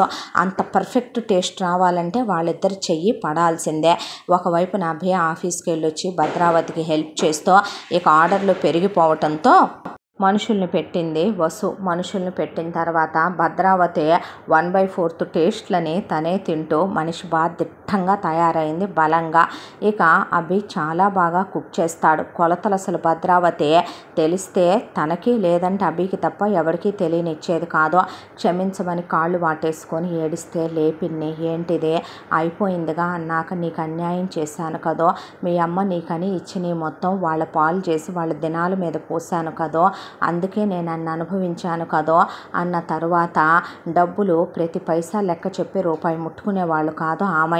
ఏరా నాయి తీసుకోకూడదా, పిల్లల్ని కనరా, పిల్లలకంటూ 4 రూపాయలు కావాలిగా పిన్నే, వాళ్ళని భూమి మీదకి నాలా అనాథల్లా తేలేనుగా అన్నాక మేమిద్దరం అనాథలమే కదండి, నేనన్నాననే మాట నాకు గుర్తు చేస్తున్నారా, మీ అమ్మ డబ్బులైతే వాడుకోవట్రా, నాయనే పాటికి వాడుకోవట్లేదు కదో అనేసరికి సరే అలాగైతే మాట దాకా వచ్చింది కాబట్టి ఒరే నువ్వు కష్టపడుతున్నావుగా, సగం మీరు తీసుకోండి సగం నేను తీసుకుంటాను, ఇక నుంచి వచ్చే ప్రతి రూపాయిది అదే లెక్క, అదేం మాట మీ పేరు మీద పెట్టింది ఇదే, నోరు ముయ్యవే ఇంకా చాలే కానీ, ఏంటి నా పేరు మీద పెట్టేది మీ పేరు మీద పెట్టేది, వాడు కష్టం చేయటం లేదా, ఈ ఇల్లు మీది కాదా ఏంటి, ఇంకెక్కువ మాట్లాడితే ఊరుకోను నేను అనే బాగా డబ్బులు వచ్చేవి అకౌంట్లోకి. ఆవిడ ముందే పెట్టేవాళ్ళు 2 సగాలు చేసే సగం అభి వాళ్ళకి ఇచ్చే సగం ఆవిడ అకౌంట్లోకి వెళ్ళిపోయేవే. ఇలా కొన్నాళ్ళు కొన్ని సంవత్సరాల కాలం గడిచిపోయి వసుంధరకి పాప పుట్టిందే. మళ్ళీ కనవేమే, ఇంకొకళ్ళనో ఇద్దరినో కనమ్మా నేనున్నాగా పెంచుతానంది భద్రావతి. వద్దు పిన్ని చాలు, అది కాదు నాన్న వద్దు పిన్ని, దాన్ని ప్రయోజకురాల్ని చేస్తే చాలన్నాడు అభే. ఆ తర్వాత పాపకు కూడా 3 ఏళ్ళు వచ్చి స్కూల్కి వెళ్తూ భద్రావతి బాగా తిండి పెట్టి పిల్ల దుడ్డు ముక్కలాగా ఉండేదే, దిబ్బరొట్టులాగా ఉండేదే, అందరు తెగ ముద్దులు పెట్టుకునేవాళ్ళు పిల్లనే. అభి ఉద్యోగం మాన్ల, వసు ఉద్యోగానికి వెళుతూనే ఉండేదే. ఒకవైపున ఇక ఇలా కాదని ఉద్యోగం మానిపడేసి వసుంధర ఉద్యోగం చేస్తూ హ్యాండిల్ చేయటం అవట్లేదని పెద్దది ట్యూషన్ పాయింట్ పెంచేసి ఒక ల్యాండ్ తీసుకొని అందులో రేకుల షెడ్లా వేయించి కొంతమంది చదువుకున్న వాళ్ళని పార్ట్ టైం తీసుకుని పెద్దగా ట్యూషన్ సెంటర్ స్టార్ట్ చేసుకుంది. అభి ఎటు భద్రావతి వల్ల 4-5 పని వాళ్ళని పెట్టుకున్న ఆర్డర్స్ ఇన్ టైంలో వెళ్ళట్లేదని ఉద్యోగం మానేసి ఇంకా బిజినెస్ పెంచేసి యూట్యూబ్లో ఒకవైపు నుంచే ఇన్స్టాగ్రామ్లో వాట్సాప్లో చదువుకున్న కుర్రాళ్ళని పెట్టి ఏ ఒక్క ఆర్డరు మిస్ అవ్వనివ్వకుండా ఎప్పుడు ఏదో ఒకటి వస్తూనే ఉండేవే. పిండి వంటలను పచ్చళ్ళను ఫారెన్ ఆర్డర్లను అలా ప్రతిదీ కూడా పంపిస్తూనే ఇక తను ఒకవైపున భద్రావతికి హెల్ప్ఫుల్గా ఉంటూ ఆదాయం బాగుండేపాటికి ఇలా రోజులు గడిచిపోతూ ఉన్నాయి. మొగుడిని తీసుకొని వెళ్ళిన సితార అక్కడికి వెళ్ళి తీసుకెళ్ళిన డబ్బులు డంబాచారాలకు అయిపోయి ఆ తర్వాత అక్కడ అప్పులు చేసి అప్పులోళ్ళు వచ్చి లక్ష్మణ్ మీద పడి కుక్కను కొట్టినట్టు కొట్టారు. లక్ష్మణ్ ఉద్యోగంలోంచి పీకేశారు, ఉద్యోగం ఊడిపోయింది. అప్పులు వాళ్ళ ఆఫీసుల మీదకి వెళ్ళి పడే తినటానికి తిండికి కూడా లేనంత కష్టమైపోయింది. ఈలోపు భద్రావతి గురించి ఇన్స్టాగ్రామ్లో పాపులర్ అయ్యి అలా ఒకవైపు యూట్యూబ్లో పాపులర్ అయ్యి ఆ వీడియో సితార దాకా వెళ్ళి ఎంక్వైరీ తీస్తే ఇలా పెట్టిందని, ఇలా అభి వాళ్ళ దగ్గర ఉంటుందని, ఇలా డబ్బులు సంపాదిస్తుందని తెలిసిన తర్వాత వెళ్దాం పదా మీ అమ్మ దగ్గరికి అని చెప్పంటే లక్ష్మణ్ ఏమీ మాట్లాడాల. పిల్లల్ని తీసుకొని ఇక్కడికి వచ్చి అత అనేసరికి ఎక్కడో విన్నట్టుంది పిలుపని ఉలిక్కిపడి వెనక్కి తిరిగింది భద్రావతి. ఎవరు ఎన్ని చెప్పినా ఏ సాడీలు చెప్పినా నీ కిడ్నీ కుళ్ళిపోయింది, కిడ్నీ చెడిపోయింది అన్నారత. దాంతోనే ఉన్న 4 నగలు అమ్మి నీకు ఆపరేషన్ చేయించి ఈలోపు అప్పులోళ్ళు వచ్చి ఇన్ని పిల్లల్ని చంపేస్తామన్నారత. దాంతో ఊడతులు పెట్టి పారిపోయామత. మా పరిస్థితి ఏం బాలేదత, మేము కూడా నీ పాదసేవ చేసుకుంటూ ఇక్కడే ఉండి నీకు పనిలో హెల్ప్ చేస్తాం అత అనేపాటికి భద్రావతి ముందు లేచి నుంచుంది. ఇదివరకటి సంగతేమో కానీ బాగా బలంగా ఉంది ఆవిడ. దాంతో అసలే ఆవిడకు కిడ్నీ లేదని అభి ఎక్కువ పనులు చేయనివ్వడం. ఎలాంటిదైనా సరే తల్లి తర్వాత తల్లి లాంటిదే. ఒక అత్తగారు పోయిన తర్వాత ఆవిడ వయసులో ఉన్న మనిషి అత్తగారు లాంటిదేనని వసు చేయనివ్వదు. అయితే పడేసి ముందు లక్ష్మణ్ని కుమ్మేసి ఇసిరేసింది ఓ సోఫా సోఫాలోకి వెళ్ళి పడ్డాడు. పిల్లల్ని తంత వెళ్ళి లక్ష్మణ్ మీద పడ్డారు. తర్వాత అభి అప్పుడే గరిటె పెట్టి పాకం తిప్పుతున్నాడు. పెద్దోడా నువ్వోసారి లేనానా, పోతే పోయింది మళ్ళీ పట్టుకుందాం పాకమని పాకం గరిటె తీసుకొని ముందు ఎక్కేసి సితార మీద కూర్చొని జుట్టంతా ఇచ్చిలిచ్చిలు పీకేసి కొరికేసి గిల్లేసి గిచ్చేసి నేను ఎలా కనపడుతున్నానని కాళ్ళతో తొక్కేసి ఆ గరిటె సొట్టబోయిందాకా పడేసి ఆ గిన్నెల్లో వేసి వామ్మో వాయ్యో కుయ్యో మొర్రో అంటే తొక్కి పడేసి కొడుకుని, ఒరేయ్ నువ్వు మనిషివా పశువా పాపిష్టి ఎదవా, ఎలా పెంచానురా చిన్నప్పటి నుంచి నిన్ను, వాడినే అన్యాయం చేశాను కదరా, వాడి తల్లి ఇచ్చిపోయింది మొత్తం నేను అనా పైసాతో సహా ఊడ్చి నీకే పెట్టాను కదరా, చివరికి దొంగ బతుకు బతుకుతున్నావా, కుక్క బతుకు బతుకుతున్నావా, ముష్టెత్తుకునే దగ్గరకు వచ్చావా, మహారాజులా పెంచాను, ఏసీ కాలేజీలు ఏసీ స్కూళ్ళు ఏసీ బస్సులు, నీ బతుకు ఎలాగుండేదిరా, అమ్మాయి బైక్ కావాలి, ఈ ఫోన్ కావాలి, ఈ వాచి కావాలి, బూట్లు కావాలి, కళ్ళద్దాలు కావాలి, ఇక్కడికి ట్రిప్పులకి వెళ్తున్నానంటే పంపితే అలా దాని కింద వాజమ్మ అయిపోతావా, నీ బాబు కుక్క సాగు చచ్చిపోయాడు వాడు చూసావు, నెక్స్ట్ నువ్వు కూడా పోదామనుకుంటున్నావంట్రా అని ముందెక్కడి నుంచి నడవకపోతే చెప్పు తీసుకొని కొడతాను ఇద్దరిననే మళ్ళీ ఇంకొక రౌండ్ ఇడిసి, ఒరే ఒక్కటి గుర్తుపెట్టుకో, జీవితంలో నువ్వు మగతనం ఉన్న మగాడినని అనిపించుకోలేదనుకో నెక్స్ట్ మీ నాన్న తర్వాత టికెట్ నీకే నన్ను గుర్తుపెట్టుకో అని గెంటి పడేసిందే. ఆ తర్వాత లక్ష్మణ్ అక్కడ ఒక ఉద్యోగం ఎత్తుక్కున్న తర్వాత అపార్ట్మెంట్ కాకుండా ఒక చిన్న ఇల్లు తీసుకొని పిల్లల్ని నార్మల్ కాన్వెంట్లో జాయిన్ చేశాడు. ఈవినింగ్స్ తను ట్యూషన్ పెట్టుకున్నాడు. సితార అక్కడ కూడా చీటీల వ్యాపారం పెడతానని అలా జనాల నెత్తి మీద టోపీ పెట్టి అక్కడి నుంచి వెళ్ళిపోదామని, నీ అమ్ముందే అదే తిరుగుబోద్దని, నిన్న అసలు నీ బాబుకే కనలేదని, అది ఎంత చెడిపోయిందంటే అది ఆ ఇన్స్టాగ్రామ్లో అయ్యి మరిగి అంకుల్స్తో అది వ్యభిచారం చేస్తుందనే పాటికి ఊరుకోనోడల్లా పడేసి తుక్కు కింద కొట్టేయటం మొదలుపెట్టాడు లక్ష్మణ్. ఒకసారి కాదు వరుసగా ఒక 6 నెలలు ఇచ్చుకొచ్చాడు సితారకి ట్రీట్మెంట్. 7-8 బోన్లు ఇరిగి ఆ బోన్స్ కట్లు కట్టడం అయిపోయిన తర్వాత ఇక తీవెత్తి మిషన్ కుట్టడం వచ్చగా, నువ్వు నీ బతుకు నీ ముష్టెత్తుకునే ముష్టిదానా మొత్తం అయిపోయినాయి కదే, సిగ్గు శరం ఉందంటే నీకు, నేనేంటి నేను బ్రతికిన బ్రతికేంటి, అందరితో నన్ను కుక్కను కొట్టినట్టు కొట్టించావు కదే, ఇంకా చాలేదా నీ కడుపు మంట తీరలేదా అనే మొత్తానికి తీసుకెళ్ళి ఒక మిషన్ ఇప్పించి, నువ్వు ఈ మిషన్ కుట్టాలి లేదంటే నీ కాళ్ళు నరికేస్తా అని ఒకవైపున మిషన్ కుట్టిస్తూ ఇంటి పని మనుషులు లేకుండా వంట పని చేయిస్తూ పిల్లలకి అన్నీ ఇంట్లోనే తయారు చేయించి పెట్టిస్తూ తన ఉద్యోగానికి వెళ్ళొస్తూ ట్యూషన్ చెప్పుకుంటూ ఇలా ఒక 2 ఏళ్ల కాలం గడిచిపోయింది.